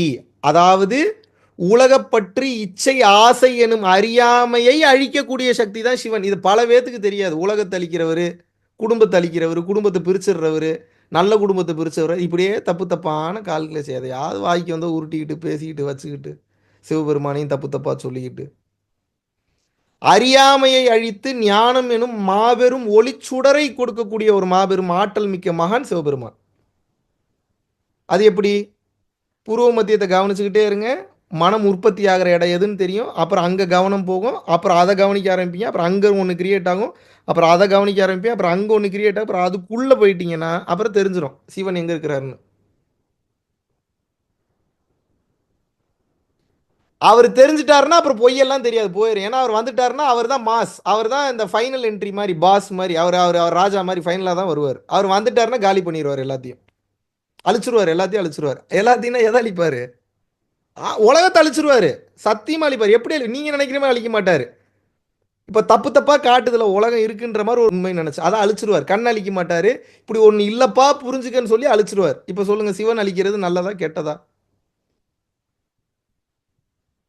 இப்ப உங்களுக்கு என்ன பிரச்சனைனா, குழந்தை ரொம்ப கியூட்டா இருக்கு, கணவர் ரொம்ப கொஞ்சுறாரு, மனைவி ரொம்ப அழகா இருக்கா, கேர்ள் ஃப்ரெண்டு கல்யாணம் பண்ணிக்கன்னு கூப்பிடுறா, பேங்க்ல நல்ல வேலை கிடைச்சிருக்கு, நல்ல ஃபாரின் ட்ரிப்பாக சுற்றலாம், நல்ல ஊர் சுற்றலாம், நல்லா சாப்பிட்லாம், படத்துக்கு போகலாம், தேட்டருக்கு போகலான்னு இதிலெல்லாம் ஆசை கிரியேட் ஆகிட்டதுனால இப்போ உங்களுக்கு கஷ்டமாக இருக்குது. எனக்கு வேணாங்க, உண்மை வேணாங்க, இது நல்லா இருக்குங்கன்றீங்க, எனக்கு பிடிச்சிருக்குங்க, நான் இங்கேயே வாழ்கிறேங்க, என்னை விடுங்கன்றீங்க.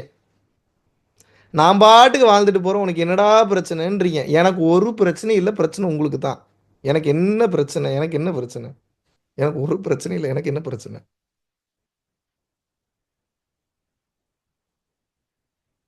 இல்லாத ஒன்றை இருக்கும் என்று நினைத்து வாழக்கூடிய நிலையில்லா மனதை நிலையானது என்று நம்பி வாழ்ந்து நிலையான ஒன்றை என்று தேடப் போகிறாய். இதான் கேள்வி.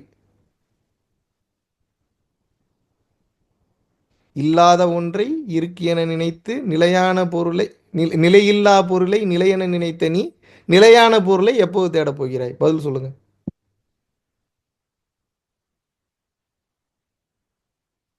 தேடுறதுன்னா என்ன? ஒன்றும் இல்லை. தேடுறதுன்னா என்ன அப்படின்னா, உங்கள் வாழ்க்கையில் ஒரு நிமிஷம் கூட இந்த வாழ்க்கை உண்மைன்ற அந்த எண்ணம் மட்டும் போயிடக்கூடாது.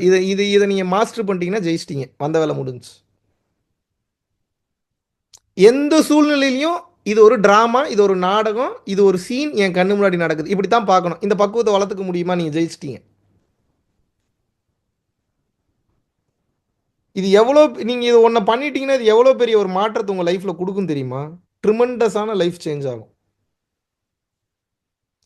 நீங்க ஒவ்வொரு சீனையும் காமெடியா பார்க்க ஆரம்பிச்சீங்கன்னா என்னங்க ஆகும்? யோசிச்சு பாருங்க. நீங்க ஒவ்வொரு சீனையும், இது இவ்வளதானா? இதுல ஒண்ணுமே இல்லையா? இது ஒரு டிராமா தானா? இது நிர்ணயிக்கப்பட்ட ஒன்று தானா? அப்படி பார்த்தீங்கன்னா என்ன ஆகும் சொல்லுங்க? பிடிப்பு குறைஞ்சிரும். பதட்டம் குறைஞ்சிரும். இம்பார்ட்டன்ஸ் குறைஞ்சிரும். அப்ப என்னன்னா ஃப்ளோல இருப்பீங்க. பார்த்துக்கலாம். நடக்கிறது தான் நடக்கும். ஏன் ஃபோட்டோ போடுறேன். நடந்தா நடக்கட்டும். நடக்கலன்னா ஓகே. இதுதான் ஞானம். இறைவன் தான் செய்றாருன்றத உணர்றது தாங்க ஞானம். அவ்வளோதாங்க ஞானம். இறைவன் தான் செய்றாரு. செய்ய வேண்டியத செஞ்சே நான் என்ன கேட்கிறேன்னா, நீங்க பொறந்ததுலேருந்து இப்போ வரைக்கும் ஏதாவது ஒரு விஷயம் உங்களுக்கு நடக்க வேண்டியது. நீங்க நெனச்சதெல்லாம் பலது நடக்காம இருந்திருக்கு. அத விடுங்க. இறைவன் நெனச்சது ஒரு விஷயமாவது நடக்காம இருந்திருக்கா? நடக்காம இருந்திருக்கா? நடந்திருக்கா? நீங்க பொறந்ததுலேருந்து இப்போ வரைக்கும் உங்க வாழ்க்கையில நான் என்ன கேட்கிறேன்னா, ஒரு விஷயமாவது இறைவன் நினைத்தது நடக்காம இருந்திருக்கா? நடந்திருக்கு தானே? அப்ப இனிமேலும் நடக்குமா? நடக்காம போகுமா? சரி. இப்ப நான் என்ன கேட்கிறேன் அப்டின்னா, அது நடக்கும்போது நடக்கட்டும்ப்பா. நீங்க ஏன் இப்பத்துல உட்கார்ந்து ஃபீல் பண்ணிட்டு இருக்கீங்க உங்க வாழ்க்கைய?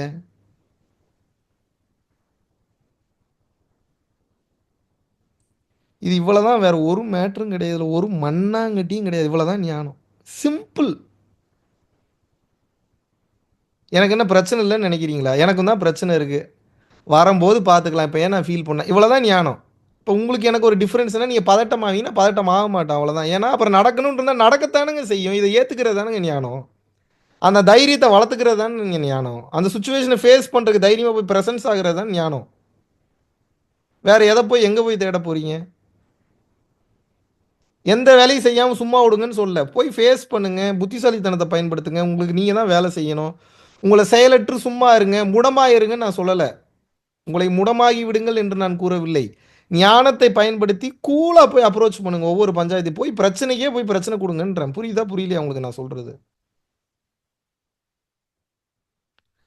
நைட்டு போர்வைய போத்திட்டு படுக்கக்கூடாது. பிரச்சனைய போத்திட்டு தான் படுக்கணும். வா இன்னைக்கு இன்னைக்கு இந்த போர்வ, இன்னைக்கு இந்த போர்வ, இன்னைக்கு அந்த போர்வ, இன்னைக்கு அந்த போர்வ மாத்தி மாத்தி போத்திட்டு படுங்க. என்ன இப்ப உங்க போர்வ தானே, உங்க பிரச்சனை தானே. அந்த தைரியம் வரணும். ஏன் இந்த தைரியம் வரணும்னு சொல்றேன்னா, உங்களுக்கு வேற வழியே இல்ல. இந்த தைரியத்த வளர்த்துக்கிறது ஒரு ஒரு வழி தான் இருக்குது. நீங்க தைரியத்த வளர்த்துக்கலன்னா ஓட ஆரம்பிச்சுருவீங்க சிச்சுவேஷன்ஸ நெனச்சு. உங்க வாழ்க்கையில முக்கியமான பிரச்சனைகள்லாம் வரும்போது ஓட ஆரம்பிச்சுருவீங்க. ஓட ஆரம்பிச்சுட்டீங்கன்னா தொரத்திட்டு வரும். நாய் தொரத்தும்போது ஓடுனா அது வந்து உங்கள சும்மா விடுமா? இல்ல திரும்பி நின்னு பார்த்து மொறச்சு பார்த்தீங்கன்னா சும்மா போகுமா? அது ஒரு தெரு நாய், வெறி நாய் தொரத்துது. என்ன பண்ணுவீங்க? திரும்பி நின்னு பார்க்கணும். என்னடா பிரச்சனை உனக்குன்னு. நீங்க ஓடுனீங்கன்னா என்ன பண்ணும்? அப்படித்தான், அப்படித்தான் நீங்கள் தெளிவாக புரிந்து கொள்ளுங்கள். சூழ்நிலைகள் எது வந்தாலும் எதிர்த்து நின்னு பார்க்கணும், ஃபேஸ் பண்ணணும். இதுக்கு மட்டும் தைரியத்த வளர்த்துக்கணும். இந்த உலகமே உங்கள ரொம்ப பயத்துல வச்சிருக்குங்க. ரொம்ப கஷ்டங்க. எனக்கு ரொம்ப பெயின்ஃபுல்லா இருக்கு. ரொம்ப கஷ்டமா இருக்கு. உங்கள பயத்திலருந்து எனக்கு வெளிய கொண்டு வரதே பெரிய டாஸ்க்கா இருக்கு. இதே பெரிய டாஸ்க்கா இருக்கு. When the fear ends the life begins. எப்போது பயம் முடிகிறதோ, அப்போது உங்களது வாழ்க்கை என்பது வாழ்க்கை தொடங்கிறதுனா, அது வெறும் வார்த்தையா பார்க்கக்கூடாது. வாழ்க்கை அப்படி பார்க்கணும். அது படிக்கும்போது ரொம்ப சாதாரணமா தெரியும். எப்படி தெரியுது? பயம் முடியும்போது வாழ்க்கை பிறக்கிறது. வாழ்க்கை தொடங்குகிறது. அப்படின்னா என்ன? ஏதோ வாழ்க்கை பொறக்குது. அப்படி இல்ல. அப்படி ஒரு வாழ்க்கை. அது எப்படி ஒரு வாழ்க்கை? நீங்க அது பயத்த உட்டு பாருங்க. அப்பதான் புரியும். இல்லன்னா புரியாது. என்னடா அப்படியே நான் என்ன பங்களா போயிருவேனா? ஹெலிகாப்டர் வாங்கி அப்படிலாம் கேட்க நீங்க வாழுங்க புரியும். இதெல்லாம் பேசிலாம் புரிய வைக்க முடியாது. நீங்க வாழுங்க அப்பதான் புரியும். அதான் ஞானம். எப்ப அமைதி வரும்னா, இறைவன் தான் எல்லா செயலையும் செய்றாருன்னு ஏத்துக்கிட்டீங்கன்னா மட்டும் தான் ஞானம் வரும். இல்லன்னா வராது. ஞானம் அவ்வளோதாங்க. ஞானம்ன்றது என்ன? அகங்காரத்தை அழிப்பது. அகங்காரத்தை அழிப்பதுன்னா என்ன? நான் இங்க எதுவுமே செய்யல, வேற ஏதோ செஞ்சுட்டு இருக்குன்றத ஏத்துக்கிறதுக்கு பேர் ஞானம் வந்துருச்சுன்னு அர்த்தம். அதான் அகங்காரத்த அழிக்கிறது. அத ஏன் ஏத்துக்க மாட்றீங்க? எல்லா செயலும் ஏன் நான் தான் செய்றேன்றீங்க? இங்க தான் பிரச்சனையே இருக்கு. அதனால தான் மறுபடியும் மறுபடியும் இந்த இந்த மெயினான விஷயத்த நான் ஏன் ரீகோட் பண்ணி பேசுறேன்னா, உங்களோட பிரச்சனை இங்கே தான் இருக்குது, எங்கே இருக்குது, என்ன சொல்லுது, தெளிவாக சொல்லுது.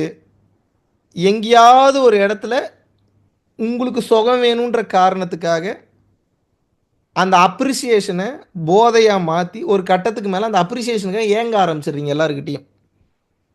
இப்போ உங்களுக்கு அப்ரிசியேஷன் பண்ணாதான் உங்களுக்கு சுகம் வருதுன்ற எண்ணத்துக்கு உங்கள் உடலையும் உங்கள் மனதையும் நீங்களே கொண்டு சென்று விட்டீர்கள். உங்களுக்கு நான் சொல்கிறது புரியுதா? புரியுதா புரியலையா? என்னங்க புரியுது? உங்கள் சந்தோஷத்துக்கு தம்பி வந்ததும் வந்துட்டீங்க, ஒரு 5 நிமிஷம் புகழ்ந்து பேசிட்டு போங்க தம்பி. இவ்வளோ தூரம் வந்துட்டீங்க, ஏதாவது பேசிட்டு போங்க தம்பி. அப்படி யாரை பார்த்தாலும் ஆகிப்போச்சு. இப்படி நீங்கள் வாயில் கேட்கறது இல்லை, சிரிச்சுக்கிட்டே பார்க்குறீங்களா அவங்கள? அப்படின்னா என்ன அர்த்தம்? ஏதாவது நம்மளை பற்றி 2 வார்த்தை பேசிட மாட்டானா? அப்படித்தானே? யாரையாவது பார்க்கும்போது இவனை பற்றி நம்ம 2 வார்த்தை புகழ்ந்து பேசிடுவோம் நம்ம. அப்படி யாராவது பார்க்குறீங்களா? குடுக்கலன்னா எப்படி கிடைக்கும்? நீங்க என்ன நினைச்சிட்டு இருக்கீங்க? மகா சிவராத்திரியில இப்ப சரி உட்காந்து மெடிடேஷன் பண்ணுவீங்க. மெடிடேஷன் பண்ணி ஓகே. 1 மணி நேரம் மெடிடேஷன் பண்றீங்கன்னு கூட வச்சுப்போம் ஒரு எக்ஸாம்பிளுக்கு. சரி பண்ணிட்டு நாளைக்கு எங்க போவீங்க? கைலாயத்துக்கு போயிருவீங்களா? காலையில எங்க விடியும்? எங்க முழிக்கணும்? எந்த பெட்ரூம்ல இருந்து எந்திரிப்பீங்க? காலையில யார் சமைக்கணும்? யார் சாப்பிடணும்? யார் வேலைக்கு போணும்? யார் லோன் கட்டணும்? See, I am speaking very practically. I am just speaking on the day of Maha Shivaratri. That doesn't mean that I am a Shiva or you are Parvati or you are something else. நான் என்ன feel பண்ணுறேன்? ரொம்ப ப்ராக்டிக்கலாக பேசும். குண்டலினி எழுந்தாலும் கடனை கட்டலைன்னா குண்டுமணி முத கொண்டு தூக்கிட்டு போயிடுவான். ஏன் சார்னோ? குண்டலினி மேல் நோக்கி எழுந்தாலும் கூட கையெழுத்து போட்டு கடன் வாங்கியிருந்தீங்கன்னா உங்கள் வீட்டில் இருக்கக்கூடிய மொத்த குண்டுமணி அண்டா சட்டி எல்லாத்தையும் தூக்கிட்டு போயிடுவான். ஏன் சார்னோ? இப்போ நான் என்ன கேட்குறேன்னா, வாழ்க்கை தத்துவம் புரியாமல் உங்களுக்கு குண்டலினி மேலே எந்திரிச்சா என்ன, எந்திரிக்காட்டி என்ன? வாழ்வியலை கற்றுக்கொள்ள வேண்டும். எதை கற்றுக்கொள்ள வேண்டும்? எதை சார் கற்றுக்கணும்? வாழ்வியலை கற்றுக்கொள்ள வேண்டும். வாழ்வியல்னா என்ன அப்படின்னா காமன் சென்ஸ்ன்னு அர்த்தம், வேற ஒன்றுமே இல்லை. வாழ்வியல்னா என்ன கேட்குறல? உங்களுக்குலாம் காமன் சென்ஸ் இருக்காடா? திருப்பி அவன் கேட்டானா பதில் இருக்கா உங்ககிட்ட? அது என்னங்க காமன் சென்ஸ்? பொது அறிவு அப்படின்னா என்ன? பொதுவான அறிவு. அது என்ன பொதுவான அறிவு? அன்பயாஸ்டான அறிவுக்கு பேர் பொதுவான அறிவு. பயாஸ்டான அறிவு இருந்ததுன்னா உங்களுக்கு ஏதோ பிரச்சனை இருக்குன்னு அர்த்தம். அப்போ அந்த பொது அறிவு எப்போ வரும் அப்படின்னா, நல்லா கவனிக்கணும். உங்களுக்கு வாழ்க்கையில் இன்னைக்கு வாழணுன்ற ஆசை மட்டும் இருக்குது, ஆனால் வாழ்க்கை வாழ்கிறது எப்படின்னு தெரியல. பூரா மனப்பாடம் மட்டும் பண்ணி வச்சுருக்கிறீங்க. எங்கே எதை போய் அப்ளை பண்ணுறதுன்னு தெரியல. மனப்பாடம் பண்ணிட்டீங்கன்னா எப்படி வாழ்க்கையில் அப்ளை பண்ணுவீங்க? எங்கே அப்ளை பண்ணுவீங்க?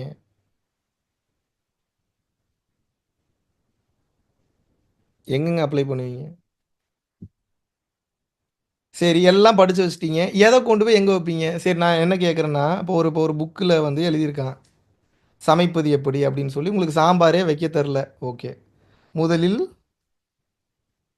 ஒரு ஒரு பாத்திரத்தை அடுப்பின் மீது வைக்கவும், வச்சாச்சு. அடுத்து அதில் கொஞ்சம் தண்ணீர் ஊற்றுவோம், சரி ஊற்றியாச்சு. அடுத்து அதில் கொஞ்சம் மிளகு போடவும், மஞ்சள் போடவும், போட்டாச்சு. அப்புறம் கட் செய்த காய்கறிகளை அதில் போடவும், போட்டாச்சுப்பா. அப்புறம் உப்பு போடவும், எல்லாம் அப்புறம் கரண்டியை வைத்து கிளறவும், எல்லாம் கிளறிட்டேன்.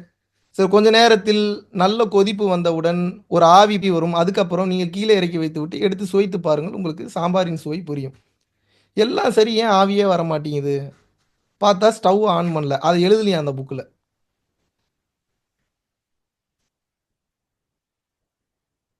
என்ன புரியுது உங்களுக்கு? எனக்கு என்னென்னமோ புரியுது, உங்களுக்கு என்ன புரியுது சொல்லுங்க.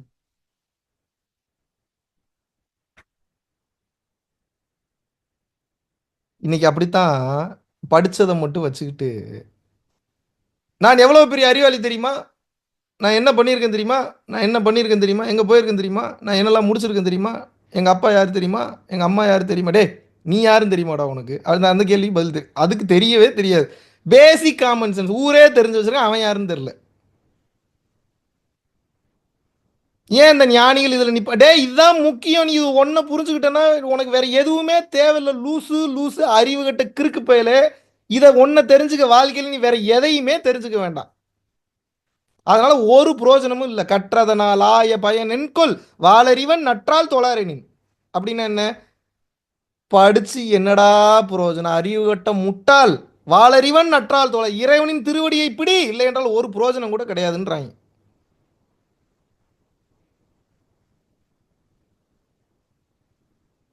எவ்வளோ படித்திருந்தாலும் இறைவனின் திருவடியை பிடித்தால் ஒழிய ஞானம் பெறுவது என்பது எளிதான காரியம் அல்ல. 5 லாங்குவேஜ் பேசுவார் மகாகவி பாரதியார். எத்தனை லாங்குவேஜ் பேசுவார்? 5 லாங்குவேஜ். இங்கிலீஷ், தமிழ், தெலுங்கு, கன்னடா பேசுவார். அப்புறம் கொஞ்ச நாள் பாண்டிச்சேரியில் இருந்தார். ஃப்ரெஞ்சு கூட கொஞ்சம் ஃப்ளூயண்ட்டாக பேசுவார். அந்த 5 லாங்குவேஜ். அவர் என்ன சொல்கிறாரு? எல்லா அவரெல்லாம் ஞான உபதேசத்தெல்லாம் பார்வையாலே பெற்று வாங்கி அதெல்லாம் அப்புறம் இப்போ எல்லாம் ஞானம் எல்லாம் எழுதி எல்லாம் தள்ளிட்டாப்புல, கடைசியில் எழுதுறாப்புல. எண்டு எண்டு தான் பியூட்டி. எல்லாம் எழுதி முடிச்சுட்டு சொல்கிறாரு. அவரோட பாடல்கள்லாம் படித்து சிலிர்த்து போய் சில்லறையெல்லாம் விட்டு எறிவேன். என்னடா மனுஷன் இப்படி எழுதிட்டாப்புல, இப்படி இப்படி கடைசியில் எழுதுறாரு. பேசி ஒன்றும் பயனில்லை. என்ன எழுதுறாப்புல? பேசி ஒன்றும் பயனில்லை. கடைசி லைன் இத்தனை எழுதிட்டு எழுதுறாரு. இது முதல்ல எழுதிருந்தா படிக்காமையாவது இருந்திருப்பேன். இவர் பாருங்க, புக்கை சேல்ஸும் பண்ணிட்டு படிக்கவும் வச்சுட்டு பாரதியார் ஒரு ஞானின்றதை நம்பவும் வச்சுட்டு கடைசியில் எழுதுறாப்புல, பேசி ஒன்றும் பலனில்லை, அனுபவத்தால் உணர்ந்து தெளிவதே ஞானம். முடிச்சிட்டாப்புல.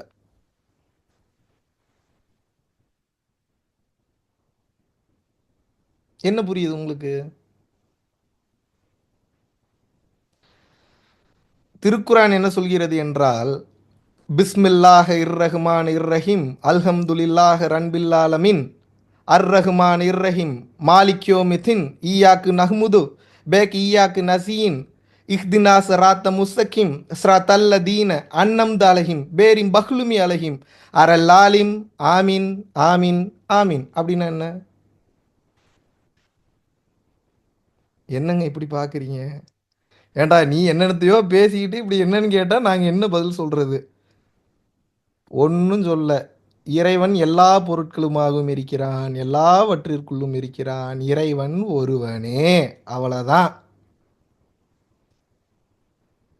என்னை விசுவாசிக்கிறவன் எவனோ அவன் ரட்சிக்கப்படுவான், பிதா சுதா பரிசுத்த ஆவியின் பெயராலே ஆமென். ஏனெனில் தேவனே தம்முள்ள தயவுள்ள சித்தத்தின்படி உங்களில் விருப்பத்தையும் செய்கையையும் உண்டாக்குகிறவராய் இருக்கிறார். பைபிள் வசனம். தான் உண்ணும் உணவிற்கு முன்பு எவன் ஒருவன் பிற உயிர்களின் பசியை போக்க முற்படுகிறானோ, பிறருக்கு உதவி செய்ய முற்படுகிறானோ, அவனுக்கு எனது ராஜ்யத்தில் இடம் உண்டு. இயேசுபிரான் சொல்றார். என்னை நம்பியவன் எவனோ அவன் வற்றாத நீரூற்றைப் போலவும் நீர்ப்பாய்ச்சலான தோட்டத்தைப் போலவும் இருப்பான். நம்ம அந்த மெயின் பாயிண்ட்டை பூரா விட்டுட்டோம். நான் தான் பெரியாள்னு சொல்லி சுயமரியாதை பேசி இன்றைக்கு அகங்காரம் வளர்ந்து விட்டது. வேற ஒன்றும் கிடையாது. இங்க நீ இல்லைன்னு சொல்லி சரண்டர் ஆயிருன்னு ஞானம் சொல்லுது. இங்க நான் தான் எல்லாம் பண்றேன்னு சொல்லி அறிவு சொல்லுது. இப்போ நான் பேசுற அறிவு வேணுமா இல்லை பேரறிவு வேணுமா நீங்க முடிவு பண்ணணும். இதை இதை உணர்த்துறதுக்கு பேர் தான் ஞான கல்வி. ஒவ்வொரு சூழ்நிலையிலையும் மனிதனுடைய இயலாமையை ஏற்றுக்கொள்வதற்கு பேர் ஞானம். இறைவனால் செய்யப்படக்கூடிய ஒவ்வொரு செயல்களையும் திருட்டுத்தனமா நான் தான் பண்ணேன்னு சொல்லி திருட்டுத்தனமா நம்ம நம்ம வந்து ஒரு ஒரு உரிமை கோர்றோம்ல, அந்த உரிமை கோராமல் இருப்பதற்கு பேர் ஞானம்.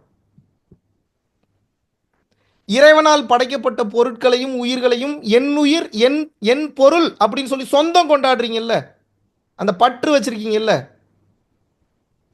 அது எதுவுமே என்னது இல்லை, எல்லாமே பொய்ன்னு உணர்றதுக்கு பேர் ஞானம். எப்படி ஒரு மீன் குஞ்சு கடலுக்குள்ள இருக்கும்போது கடலை எத்தனை வருடம் தேடினாலும் கண்டுபிடிக்க முடியாதோ, அப்படி இறைவனை தேடுவதற்காக இறைவனுக்குள்ளேயே இருந்துட்டு இறைவனை நீங்க தேடிட்டு இருக்கீங்க, கண்டுபிடிக்க முடியாது. இதை உணர்வதற்கு பேர் ஞானம்.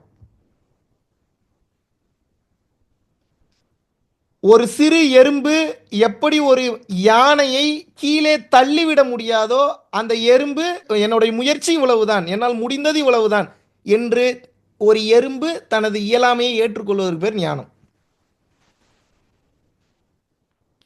ஒரு மலையில் இருக்கக்கூடிய ஒரு சிறு புல்லானது காலம் முழுவதும் ஆண்டு முழுவதும் அந்த மொத்த மலையும் திருப்பி போட முயற்சி செய்து, நான் ஒரு சாதாரண புல், இந்த மலையை இறைவன் அருள் இல்லாமல் ஒருபோதும் என்னால் திருப்ப முடியாது என்று உணர்வதற்கு பேர் ஞானம். எனக்கு வலிக்கிற மாதிரியே அவனுக்கும் வலிக்குன்னு உணர்றதுக்கு பேர் ஞானம். எனக்கு பசிக்கிற மாதிரி அவனுக்கு பசிக்குன்னு ஃபீல் பண்ணுறதுக்கு பேர் ஞானம். எனக்கு அடிச்சா கண்ணில் தண்ணி வர மாதிரி அவனுக்கும் அடிச்சா கண்ணில் தண்ணி வரும்னு நினைக்கிறதுக்கு பேர் ஞானம். நான் எப்படி சுகத்துக்கு அலைஞ்சிக்கிட்டு இருக்கனோ அந்த மாதிரி உலகத்தில் இருக்கக்கூடிய ஒவ்வொரு மனிதனும் ஏதோ ஒரு வகையான இன்பத்திற்கு அலைந்து கொண்டிருக்கிறான். நான் எப்படி புரியாமல் இருக்கிறேனோ அவனும் புரியாமல் இந்த வாழ்க்கையை பார்த்து கொண்டிருக்கிறான். மனிதர்கள் தவறுகள் செய்வது சகஜம்தான், அதை நாம் ஏற்றுக்கொள்ள வேண்டும் என்று புரிந்து கொள்வதற்கு பேர் ஞானம். நான் விருப்பப்பட்டு ஒரு செயலை செய்தாலும் கூட அதன் பலன் எனக்கு சாதகமாக அமையக்கூடாது என்று இருக்கும்போது அது சாதகமாக அமையவே அமையாது என்று உணர்வதற்கு பேர் ஞானம். இறைவன் தடுக்க நினைப்பதை எவன் நினைத்தாலும் கொடுக்க முடியாது, இறைவன் கொடுக்க நினைப்பதை எவன் நினைத்தாலும் தடுக்க முடியாது என்ற மாபெரும் கருத்தை உள்ளபூர்வமாக, உளப்பூர்வமாக, ஆழமாக, ஆத்மார்த்தமாக, உணர்வு ரீதியாக உணர்வதே ஞானம்.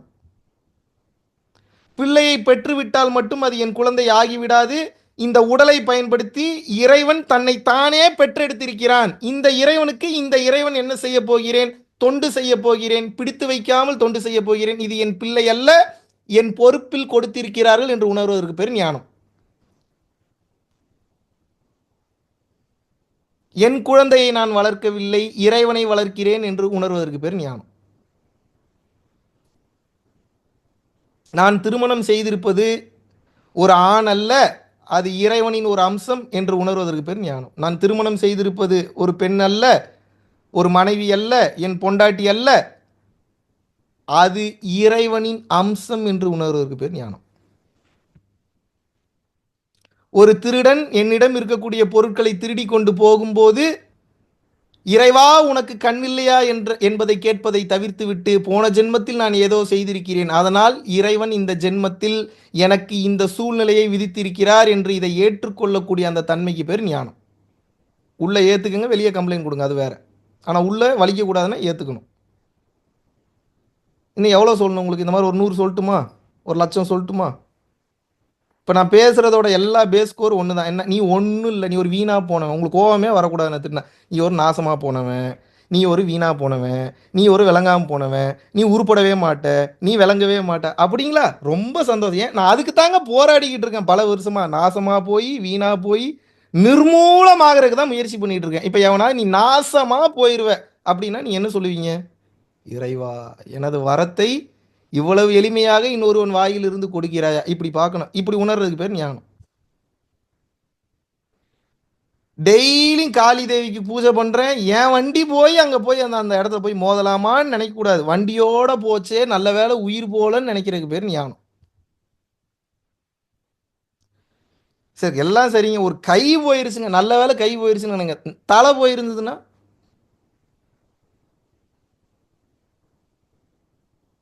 ஒரு ஆக்சிடென்ட்டில் என்ன பண்ணியிருக்கான் அப்படின்னா, ஒரு பைக்கில் வேகமாக போயிருக்கான், டக்குன்னு அடிபட்டு கீழே விழுந்து கையெல்லாம் அடித்து வாரி ரத்தமாக ஊற்றுது. அழு அழு அழு அழு கண்ணில் வந்து ஊற்று ஊற்றுன்னு ஊற்று. First accident. இந்த சுண்டு விரல் கட்டாயி கீழே விழுந்துருச்சு, 4 விரல் மட்டும்தான் இருக்குது. அப்படியே பார்த்து அழுகிறான். ஒருத்தன் வரான் அங்கேருந்து, யாவன்ட்டு அவன் லூஸு மாதிரி வண்டியும் கீழே போட்டு கத்திட்டு வந்து ஓங்கி ஒரு அறை பட்டு பட்டுன்னு அரைஞ்சிட்டு, எதுக்குடா அழுதுகிட்டு இருக்க? அவன் சொல்கிறான், இல்லைங்க ஆக்சிடென்ட் ஆயிடுச்சு பாருங்கள், விரல் போயிடுச்சு, அதனால் அழுதுகிட்டு இருக்கேன். ஏன்டா இத்துணூண்டு விரல் போனதுக்கு உட்காந்து அழுதுகிட்டு இருக்கேன்? அறிவு இருக்காடா உனக்கு? அங்கே ஒருத்தங்க தலையே போயிருக்கு, என்ன பண்ணுறான் பாரு, அமைதியாக தானே உட்காந்துருக்கான் இருக்கான். இதை நீங்கள் எப்படி எடுத்துப்பீங்கன்னு கேட்குறேன்.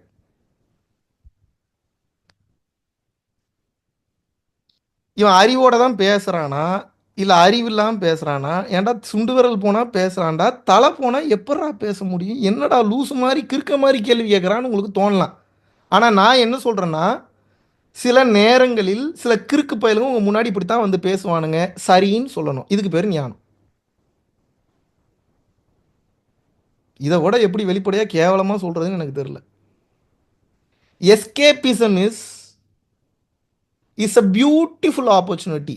Escapism is a beautiful opportunity. இந்த எஸ்கேபிசமோட வேல்யூ உங்களுக்கு எப்போ தெரியும்னா, எவனாவது ஒரு 10 பேர் உங்களை துரத்தும் போது தான் தெரியும். அருவாளை தூக்கிட்டு துரத்தும் போது அப்போ நான் பார்க்கணும், நீங்கள் நின்று சண்டை போடுறீங்களா இல்லை ஓடி போய் ஒளிகிறீங்களான்னு நான் பார்க்கணும்.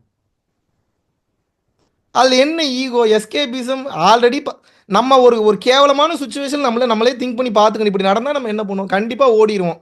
அப்போ நம்ம லெவல் இவ்வளோதான் அப்படின்றத நம்மளே தெரிஞ்சுக்கிட்டு நம்ம இயலாமையை ஏற்றுக்கொண்டு நம்ம ஒரு டம்மி பீஸ் தான்றதை ஏற்றுக்கிறோம். பார்த்தீங்களா, இதுக்கு பேர் ஞானம்.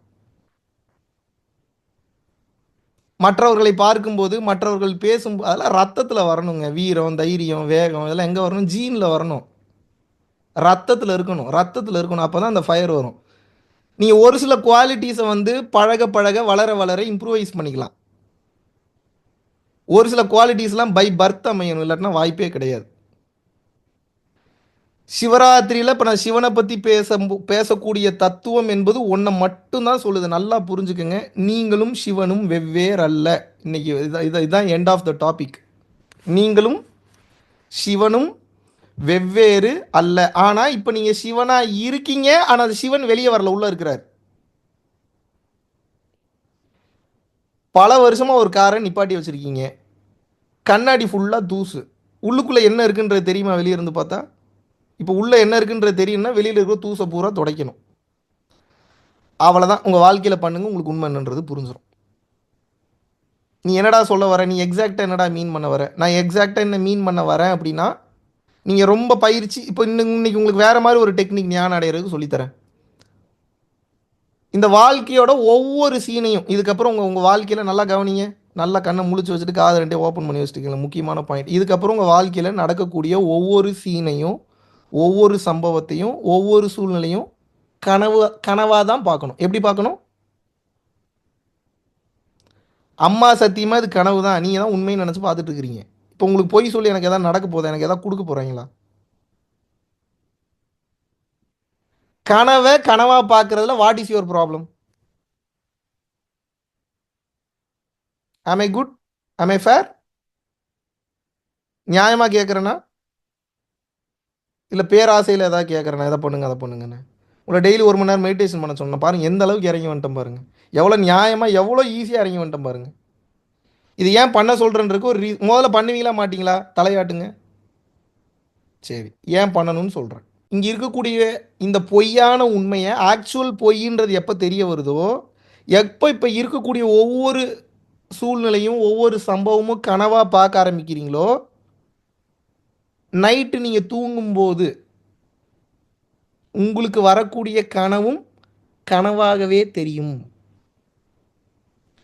நான் இன்றைக்கி உங்களுக்கு ஒரு சேலஞ்ச் பண்ணுறேன். முடிஞ்சால் பார்த்துட்டு வந்து அப்புறம் எனக்கு பர்சனலாக ஏதாவது நீங்கள் வாட்ஸ்அப் எதுலையா போட்டு விடுங்க, வாய்ஸ் நோட் ஏதோ போட்டு விடுங்க.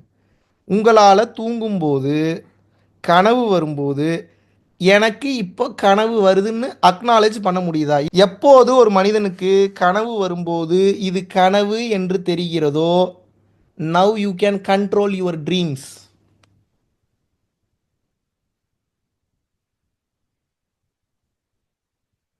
எப்போ இப்போ ஒரு எக்ஸாம்பிளுக்கு இப்போ உங்களுக்கு இது உண்மையாக நினைக்கிறதுனால கனவையும் உண்மையாக நினச்சிடுறீங்க. இதை கனவாக பார்க்க ஆரம்பிச்சிட்டிங்கன்னா ப்ராக்டிஸ் ஆகி கனவும் கனவாக தெரியும்.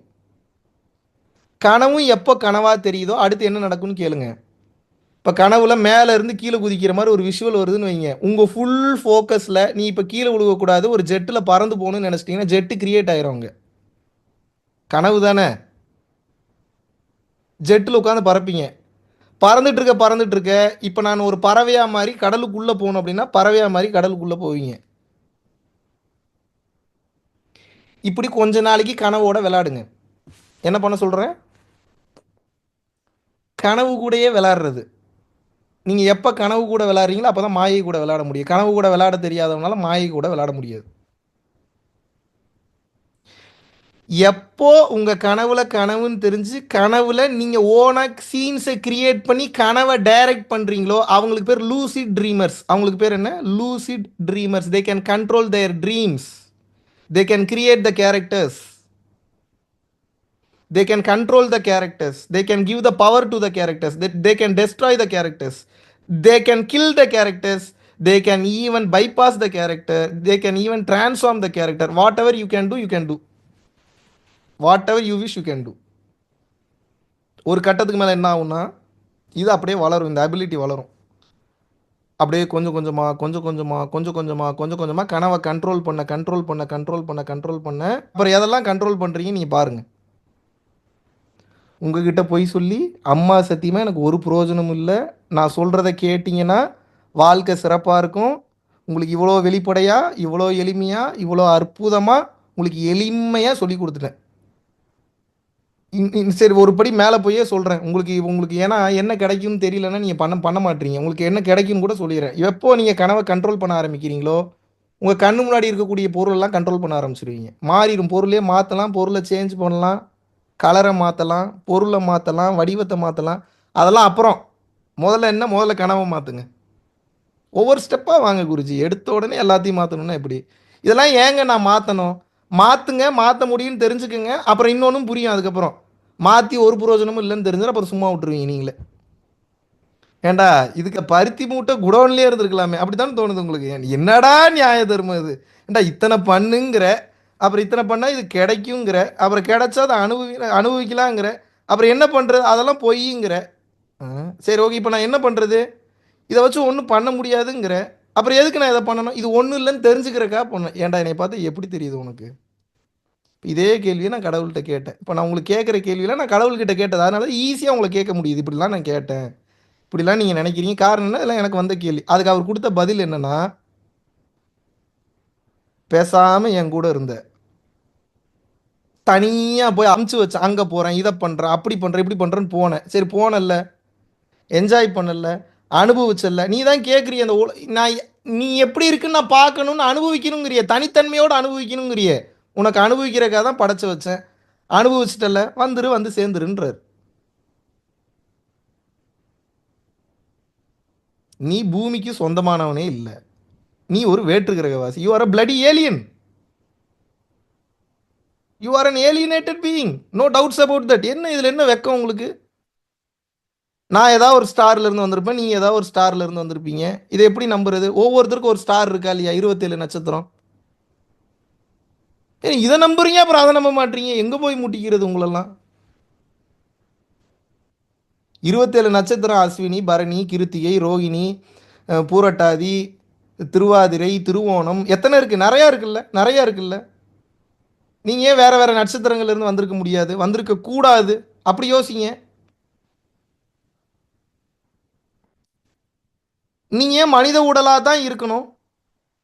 நீங்க எப்படி மனித உடலா மட்டும்தான் எப்படி இருப்பீங்க? இப்படி யோசிங்க, இப்படி யோசிங்க, இப்படி திங்க் பண்ணுங்க.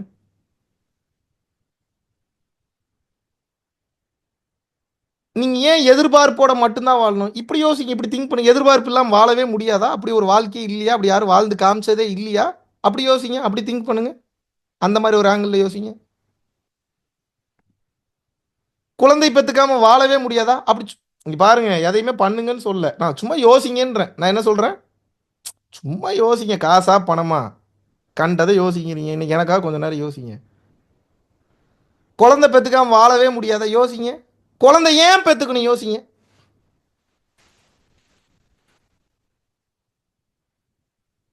அவங்களால என்ன பலன் இருக்கு? யோசிங்க.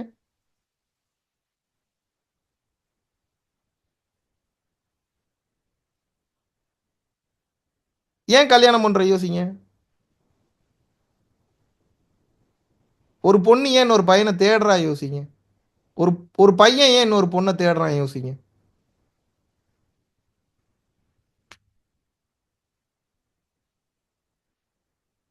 இப்படியே பார்த்தா இதுக்கு இவன் கிளாஸுக்கு வராமையே இருந்திருக்கலாம். திட்டு திட்டுன்னு திட்டுறான். எப்பா பார்த்தாலும் நான் இதே கேள்வியை தான் கேட்பேன். யோசிங்க.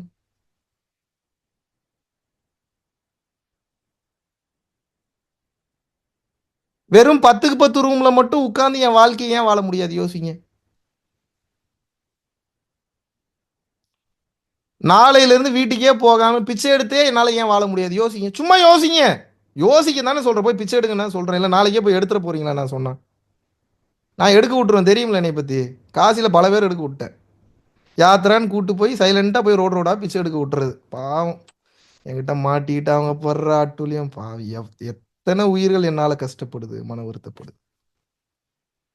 இருந்தாலும் என் மனசு மறுபடியும் கூட்டு போய் அதே வேலையை பண்ணுது. ஏன்னு தெரில. ஏன் பிச்சை எடுக்கக்கூடாது? யோசிங்க. ஏங்க பிச்சை எடுக்கக்கூடாது?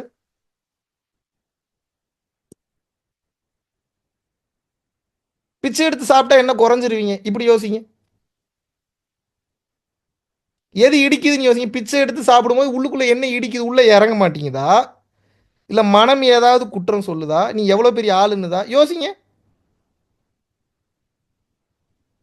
எது தடுக்குது? யார் உங்க கைய புடிச்சு இழுக்குறா? சாப்பிட போம்போது, "ஏய் நீ பிச்சை எடுத்து சாப்பிடுற நிறுத்து" அப்படின்னு யார் தடுக்கிறா? உங்க அம்மாவா? அப்பாவா? தம்பியா? தங்கச்சியா?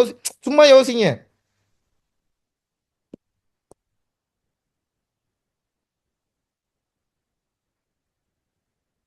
நீங்க ஆசை ஆசையா வாங்குன பைக்க ஒருத்தன் அப்பவே போய் கீழ போட்டு உடைச்சு சுக்கு நூறு ஆக்கிட்டான்.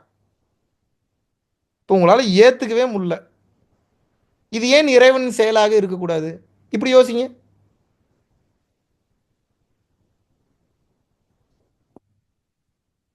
ஒரு கேன்சர் வந்துருச்சு உங்களுக்கு. ஏதேதோ ட்ரை பண்றீங்க முடியல.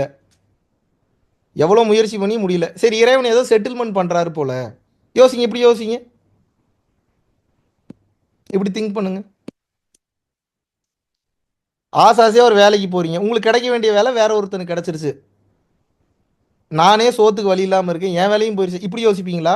இல்ல இப்படி யோசிச்சு பாருங்க. இப்படி யோசிங்க. எனக்கு கிடைச்ச வேலைய எவ்வளோ பெருந்தன்மையா அவனுக்கு தானம் பண்றதுக்கு இறைவன் ஒரு தர்ம செயலுக்கு உண்டான வாய்ப்பை ஏற்படுத்தி குடுக்குறார். இப்படி யோசிங்க. ஏன் நகை போட்டு பொண்ண கட்டி குடுக்கணும்? யோசிங்க. அவன் பொண்ண கல்யாணம் பண்றானா? நகைய கல்யாணம் பண்றானா? ஏன் ஐவிஎஃப் ட்ரீட்மெண்ட் போய் குழந்தை பெத்துக்கணும்னு யோசிக்கிறோம். யோசிங்க.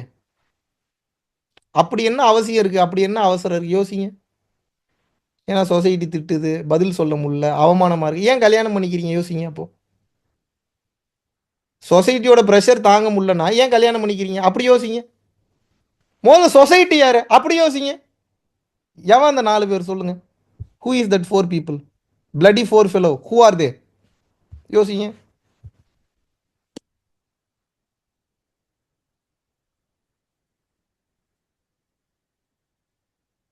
யார் நீங்க? யோசிங்க. Who are you? ஹூ ஆம் ஐ? நான் யாரு? யோசிங்க. மகா சிவராத்திரில நீங்க பைத்தியம் ஆகுறீங்களோ இல்லையா? நான் ஆயிட்டேன். யோசிங்க. திங்க் பண்ணுங்க. Who are you? ஹூ ஆம் ஐ? பூரா ஏமாத்து வேலை. ஒண்ணுமே இங்க உண்மை கிடையாது. புரியுதா நானு? பூரா அவங்க சுகத்துக்காக நம்மள பயன்படுத்திட்டு இருக்கிறானுங்க. கவனமா இருங்க. ரொம்ப கேர்ஃபுல்லா இருங்க. கல்யாணம் ஏன் பண்றோம்? எனக்கு ஒரு துணை வேணும், சுகம் வேணும். அதுக்காக கல்யாணம் பண்றோம். குழந்தை ஏன் பெத்துக்கிறோம்? ஒரு டைம் பாஸ் வேணும். கூட யாராவது ஆள் வேணும். நாள பின்ன துணைக்கு வேணும். பூரா சுயநலம். பூரா சுயநலம்.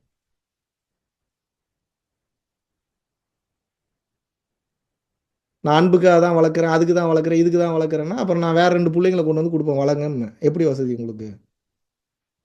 என் அன்பு என்ன நீங்க பெத்த புள்ளைங்க மேல மட்டும் தான் காட்ட முடியுமா? வேற புள்ளைங்க மேல காட்ட முடியாதா? Simply to say you are a selfish fellow. Chapter close.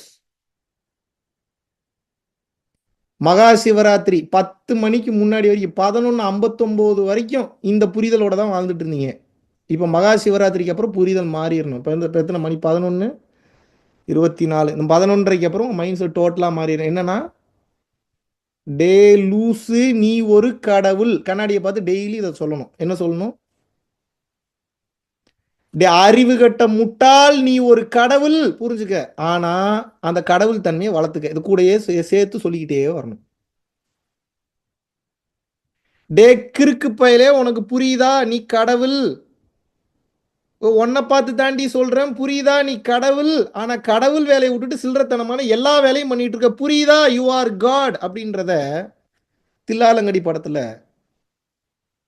Jayam Ravi வந்து சந்தானம்க்கு, டே நீ ஒரு டாக்டர், டே நம்புடா நீ ஒரு டாக்டர்ரா, டே டாக்டர் மாதிரி பிஹேவ் பண்ணு, டே டாக்டர் மாதிரி பிஹேவ் பண்ணி யூ ஆர் அ டாக்டர்னு சொல்லுவார்ல, அந்த மாதிரி நீ உங்களுக்கு அடிக்கடி சொல்லி நம்ப வைக்கணும். உங்க மசில் மெமரியில ஏத்தணும். வேற வழியே இல்லை. சரி கடவுள்னு புரிஞ்சுக்கிட்ட, இதுக்கப்புறம் கடவுள் ஆகணும்னா குவாலிட்டிஸை இம்ப்ரோவைஸ் பண்ணணும், குவாலிட்டியை வளர்த்துக்க அப்படின்னு சொல்லி குவாலிட்டியை பூரா வளர்த்துக்கணும். அதுக்கப்புறம் இப்போ கடவுள் நீங்கள் உங்களவே நம்ப ஆரம்பிச்சிட்டிங்கன்னா இப்போ குத்தும் ஒரு கட்டத்துக்கு மேலே. இப்போ குடையும். என்னடா கடவுள்னு வேற சொல்ற, கேவலமான வேலையெல்லாம் பண்ணிட்டு இருக்கோம். இப்படி கன்றாவியான வேலை எத்திக்ஸ் இல்லாமல் பண்ணிக்கிட்டு இருக்கோம். ஐயோ நமக்கே ஒரு மாதிரி எக்ன்ற ஒரு ஃபீல் ஆகும். அப்போ என்னன்னா உங்க மேல உங்களுக்கு ஒரு கேவலமான ஃபீல் வரும்போது மாத்திப்பீங்க. கடவுள்ன்றோம் நார வேலைலாம் பண்ணிட்டு இருக்கோம். கன்றாவியான வேலைலாம் பண்ணிட்டு இருக்கோம். கேவலமான வேலைலாம் பண்ணிட்டு இருக்கோம். நம்மலாம் ஒரு மனுஷனான்ற எண்ணம் அப்புறம் தான் வரும். இது ஏன் இப்படி சொல்றேன்னா, ஒரு மைண்ட் செட்டுக்கு பொதுவாவே மனிதனுக்கு ஒரு மைண்ட் இருக்கும். என்ன அப்படின்னா, அவன யாராவது தப்பா பேசிட்டான்னா அவனுக்கு கோவம் வந்துரும். அது ஈகோ மென்டாலிட்டி அப்படித்தான் இருக்கும். வெளிப்படுத்தலனாலும் கோவம் வந்துடும். இப்போ நீங்களே உங்களை கேவலமாக பேசுறீங்களா, அதுவே அவனுக்கு கோவம் வரும். உங்களை நீங்க தான் அசிங்க அசிங்கமா பேசுவீங்க, உங்களை நீங்க தான் திட்டீங்க, அதுவே அவனுக்கு கோவம் வரும். நீங்க திட்டி பாருங்க வேணா, கண்ணாடி முன்னாடி போய் நின்று, டே உனக்குலாம் அறிவு இருக்காடா, எவ்வளோ தப்புடா பண்ணிட்டு இருக்கு, இப்படி நீ பேசி பாருங்க, கொஞ்ச நேரத்தில் அழுதுருவீங்க. நீங்க பேச பேச ட்ரை ஒன்ஸ். கண்ணாடி முன்னாடி போய் நின்றுட்டு உங்க புருஷன் பொண்டாட்டியை நீ வீட்டில் திட்டுவீங்கல்ல, அந்த மாதிரி திட்டணும். கிளி கிளி கிளி கிளி கிளி கிளி கிளி கிளின்னு கிளிக்கணும். நீங்கள் மட்டும்தான் இருக்கணும் ரூம்குள்ளே. ரொம்ப நியாயமாக இருக்கணும், ரொம்ப நீதியோடு பேசணும், ரொம்ப நேர்மையாக பேசணும், ரொம்ப பயாஸ்டாக இல்லாமல் ஒரு ஒரு அன்பயாஸ்டு பர்சனாக பேசணும். நீங்கள் பண்ண தப்பெல்லாம் துப்பு துப்புன்னு துப்பணும் கண்ணாடியை பார்த்து. ஏன் அதை பண்ண சொல்கிறேன்னா, நீங்கள் எவ்வளோ கேவலமான ஒரு ஆளுன்றதை அப்போ உங்களுக்கு புரிய வரும். அது புரிஞ்சிருச்சுன்னா ஞானம் புரிஞ்சிடும். நான் நான் வெளிப்படையா சொல்றேன். நான் முழுமையாக ஞானம் உணர்ந்தது எப்போனா, நான் இவ்வளவு கேவலமான ஒரு ஈனப்பிறவியா, இவ்வளவு கேவலமான ஒரு கழுசடையா, நான் இப்பேற்பட்ட ஒரு அடிமுட்டாளான்றத புரிஞ்சுக்கும்போது ஞானம் புரிஞ்சிருச்சு. அத 100% நம்புனேன். நான் ஒண்ணுமே இல்லன்றத நம்புனேன். அதனால் ஞானம் புரிந்தது. நீங்க வாயில மட்டும் நான் ஒண்ணு இல்லன்றீங்க. ஆனா உள்ளுக்குள்ள பூரா நான் தான் பெரிய அறிவாளி. நான் தான் பெரிய செலிபிரிட்டி. இந்த உலகத்திலேயே எனக்கு தெரியாத விஷயம் எதுவுமே இல்லன்றீங்க. இந்த பாக்கெட்ல ஒண்ணு ஒளிச்சு வச்சிருக்கேன், என்னன்னு சொல்லுங்க பாப்போம். கீழ வச்சிருக்கேன், என்னன்னு சொல்லுங்க. இதே தெரியல உங்களுக்கு, வாழ்க்கையில் நீங்க எதை தெரிஞ்சுக்க போறீங்க? நீங்க எப்படி கடவுளுக்கு ஈக்குவலா போட்டி போடுறீங்க நீங்க? கடவுளுக்கு அறிவு இல்லையா? கடவுளுக்கு தெளிவு இல்லையா? என் பாக்கெட்ல என்ன இருக்குன்றதே உங்களுக்கு தெரியல. சரி, என் பாக்கெட்ல என்ன இருக்குன்றதே தெரிய வேணாம். இப்ப நான் என்ன கேட்கிறேன்னா, உங்களுடைய வீட்டுல ஏதோ ஒரு டிராவ் இருக்கும். அதுல வந்து உத்தேசமா ஒரு டிராவ தொறங்க. அதுல நெறைய பொருள் இருக்கும். அதுல கருப்பு கலர்ல எத்தனை பொருள் இருக்கு? சொல்லுங்க பாப்போம் உட்கார்ந்த இடத்துல இருந்து. என்னங்க இப்படி பார்க்குறீங்க? பதில் சொல்லுங்க. இப்ப என் பாக்கெட்ல என்ன இருக்குன்னு கேட்டேன். ஒண்ணும் இல்ல பாத்துக்கங்க. ஒண்ணும் இல்ல. நீங்க வேற ஏதாவது வச்சுட்டு இருக்க போறேன்னு நினைக்க போறீங்க. இதுல ஒண்ணும் இல்ல, ஏமாத்துனேன் சரி. இப்போ உங்க வீட்ல, உங்க டிராவுல இருக்கக்கூடிய பொருள்கள்ல எத்தனை பொருள் கருப்பு கலர்ல இருக்குன்னு கேட்கிறேன். இப்ப ஏன் இத சொல்ல முடியல?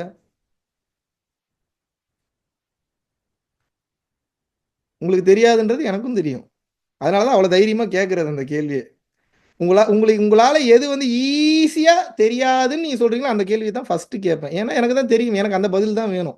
இப்ப இது எதுக்கு சொல்ல வரேன்னா, மனிதனுடைய இயலாமையை உணர்த்துவதற்காக சொல்ல வரேன். ஏங்க உங்க டிராவுல என்ன இருக்குன்னே தெரியாத உங்களுக்கு, மனிதனுடைய மனசுல, பிரபஞ்சத்துல, மற்ற விஷயங்கள்ல என்ன இருக்குன்னு எப்படி கண்டுபிடிப்பீங்க நீங்க? இத ஏத்துக்கிட்டீங்கன்னா எல்லாத்தையும் கண்டுபிடிச்சுருவீங்கன்றேன். இவ்வளவுதான் சிம்பிள், வேற ஒண்ணுமே இல்ல. அப்ப இவ்வளவுதானா நானு? நான் இவ்வளவுதானா? நான் ஒரு ஒண்ணுத்துக்கு ஆகாதவனா? நான் ஒரு ஒண்ணுத்துக்கு ஆகாதவளா? அப்ப இறைவன் தான் என்ன இயக்குறாரா? இது வெறும் பாடி தானே அது. இது வெறும் சட்டை தானே அது. இதுக்கு பேரு சட்டை, அது உடல் இல்லையா அது. ஏதோ கலர் கலரா இருக்கிற மாதிரி ஏமாத்துறேன்னு உணர்ந்துட்டீங்கன்னா ஞானம் வந்துருச்சுங்க. இவ்வளவுதாங்க. இதுல என்னங்க உங்களுக்கு பிரச்சனை? இதுல டவுட் வரும்போது ஞானத்தை விட்டு விலகிடுறீங்க. மறுபடியும் இறைவன் ஏத்துக்கிறாருன்றப்ப ஞானத்துக்கு வந்துடுறீங்க. மறுபடியும் இல்ல நான் தான் பண்றேன்றப்ப விலகிடுறீங்க. மறுபடியும் இல்ல இறைவன் தான் பண்றேன்றப்ப மறுபடியும் ஞானத்துக்கு வந்துடுறீங்க. இப்படியே வெளியே போயிட்டு உள்ள வருவீங்க. இதுல எவ்வளவு நேரம் இங்கேயே ஸ்டெபிளைஸ்டா நிக்கிறீங்களோ சமாதி கை கூடிரும். ஏதாவது புரியுதா நான் பேசுறது? போயிட்டு போயிட்டு வரீங்க. ஏன்னா உலகம் அப்படிதான் ஏமாத்தும் உங்களை. உங்களை நான் கெட்டவங்கன்னு சொல்லல. இந்த உலகம் அவ்வளவு பியூட்டிஃபுல்லா உங்களை ஏமாத்தும். ரொம்ப பிராக்டிஸ் பண்ணி ஃபோக்கஸ்டா மறுபடியும் விழிப்புணர்வு நிலைக்கு இழுத்துட்டு வந்துடணும். கிளியர்? மகிழ்ச்சி. இந்த சிவராத்திரியினுடைய முதல் பகுதி இப்போ முடிச்சிருக்கோம். விளக்கு எடுத்துட்டு வந்து பற்ற வச்சுக்கலாம். இல்லை வீட்டில் உங்கள் முன்னாடி மெடிடேஷன் பண்ணும்போது விளக்கு பற்ற வச்சிட்டிங்கன்னா ரொம்ப சிறப்பு. அப்படி இல்லாட்டினா உங்களோட, இல்லைங்க நான் இருக்கிற இடத்துல வைக்க முடியாதுன்னீங்கன்னா பூஜை ரூமில் வச்சுக்கோங்க. நெய் இருந்ததுன்னா நெய் விளக்கு போட்டுக்கோங்க. இன்றைக்கி ஒரு வேறு லெவல் பவர்ஃபுல்லாக இருக்கும். நெய் இருந்ததுன்னா நெய் விளக்கு போட்டுக்கோங்க ஃபஸ்ட்டு. அதான் தம்பி சொல்லிட்டா நீங்கள் கிளம்பிட போகிறீங்க கடைக்கு. இப்போ நைட் நேரத்தில் போய் எந்த கடை போய் இருந்தால் மட்டும் போடுங்க. இல்லாட்டினா நல்லெண்ணெய் போடுங்க. இல்லாட்டினா கடல் எண்ணெய் போடுங்க. மண்ணெண்ணெய் ஊற்றிடாதீங்க, வீடே தீ பிடிச்சி எரிஞ்சிடும். ரொம்ப கவனமாக இருங்க. கிளியர்? ஏதோ ஒரு எண்ணெய்ன்றதுனால மாற்றி மாற்றி எண்ணெய் ஏதாவது போட்டுறக்கூடாது. நல்லெண்ணெய் செகண்ட் ஆப்ஷன். ஃபஸ்ட் ஆப்ஷன் நெய். நெய் தீபம். தீப எண்ணெய் யூஸ் பண்ணாதீங்க. ஏன் தீப எண்ணெய் யூஸ் பண்ண வேணாம்னு சொல்கிறேன்னா, கச்சா எண்ணெயினுடைய கழிவு அது. க்ரூட் ஆயிலோட கழிவுகள் இன்றைக்கி நிறைய தீப எண்ணெய், அதாவது ஒன்றுமே பண்ண முடியாதுன்னு ஒரு குறிப்பிட்ட ஆயிலை எடுத்து வச்சுருந்தானுங்க. கச்சா எண்ணெயை கழிச்சு கழிச்சு கழிச்சு கழிச்சு கடைசியில் இதெல்லாம் ஒன்றுமே பண்ண முடியாதுன்ற எண்ணெய் என்ன பண்ணலான்னு யோசிச்சானுங்க. ஐடியா பாருங்க. எல்லார் வீட்லேயும் விளக்கு எரியுது, சரி தீப எண்ணெய்ன்னு போடுவோம். பாருங்கள் எப்படி பிராண்டிங் பண்ணால் எல்லா இடத்துலையும் பிஸ்னஸ் இன்னைக்கு. அது தனி சப்ஜெக்ட். அது போனால் அப்புறம் இப்போ ரொம்ப டீட்டெயிலாக போகும். விளக்கு எடுத்து முன்னாடி வச்சுங்க. விரிக்கிறதுக்கு ஏதாவது ஒரு போர்வையோ, வெள்ளை விரிப்போ, இல்லாட்டினா தர்பை புல்பாயோ எதுவாக இருந்தாலும் எடுத்துக்கொள்ளலாம். கிளியர். மகிழ்ச்சி. குரு கடாட்சம். நல்லதே நடக்கும். இப்போ இந்த விஷயத்தை வந்து என்னோட பாயிண்ட் ஆஃப் வியூவில் வந்து சொன்னேன். உங்களுக்கு நிறைய தாட்ஸ் இருக்கும். ஸோ உங்களோட பெர்ஸ்பெக்டிவில் நீங்கள் என்ன நினைக்கிறீங்க, இந்த விஷயத்தை நீங்கள் உங்களோட பாயிண்ட் ஆஃப் வியூவில் வந்து எப்படி பார்க்குறீங்கன்றதை தெளிவாக வந்து கீழே வந்து கமெண்ட் பண்ணுங்கள். நான் படிக்கிறேன். நான் எதையாவது பேசணும்னு நினச்சிங்கன்னா அந்த டைட்டில்ஸுமே வந்து நீங்கள் வந்து கீழே வந்து கமெண்ட் பண்ணிங்கன்னா வாய்ப்பு இருக்கும்போது அடுத்தடுத்த டாபிக்ஸ் வந்து நிச்சயமாக வந்து பேசுகிறேன். நன்றி, வணக்கம். நான் சேலஞ்ச் பண்ணுறேன், நீங்கள் நேபாள் யாத்திரா என்னுடன் வாருங்கள்.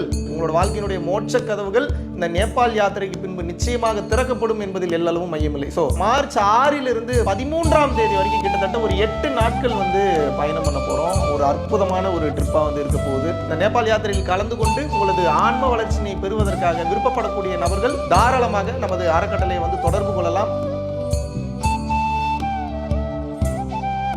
நம்ம பரம்பொருள் அறக்கட்டளையின் சார்பாக ஏகப்பட்ட இடங்களுக்கு இடர்பாடுகளில் இருந்த காலகட்டத்திலும் கூட ஒரு நாள் கூட விடாமல் இன்று வரைக்கும் 300லிருந்து 500 நபர்கள் வரைக்கும் தமிழ்நாடு முழுவதும் இருக்கக்கூடிய பகுதியில் அன்னதான பணிகள் வந்து நடந்து கொண்டே இருக்கிறது. மலேசியா மற்றும் சிங்கப்பூரில் வந்து நடந்து கொண்டிருக்கிறது. இன்று வரை எந்தவித தொய்வும் இல்லாமல் மேல் நோக்கி சென்று கொண்டிருக்கக்கூடிய இந்த பரம்பொருள் அறக்கட்டளையினுடைய வெற்றிக்கு காரணம் வந்து பாத்தீங்கன்னா பரம்பொருள் அறக்கட்டளையை பின்பற்றக்கூடிய பரம்பொருள் யோகிகள் மற்றும் பரம்பொருள் குடும்பத்தார் ஆகிய நீங்கள் மட்டும்தான். யூடியூப்ல காட்டாத பல விஷயங்கள் வந்து தமிழகம் எங்கும் வந்து செஞ்சுக்கிட்டு இருக்கோம். இந்தியாவெங்கும் இருக்கக்கூடிய பல மக்களுக்கு இதை கொண்டு போய் சேர்க்கக்கூடிய காரணத்தினால் சென்று கொண்டிருக்கக்கூடிய இந்த பாதைக்கு வலு சேர்க்கும் வகையில் என்னுடன் இணைந்து எனது கரங்களுக்கு வலு சேர்ப்பது என்பது இந்த ஞான பயணத்தில் மாபெரும் ஒரு மாற்றமாக அமையும் என்பதில் எந்தவித ஒரு மாற்று கருத்துமே இல்லை.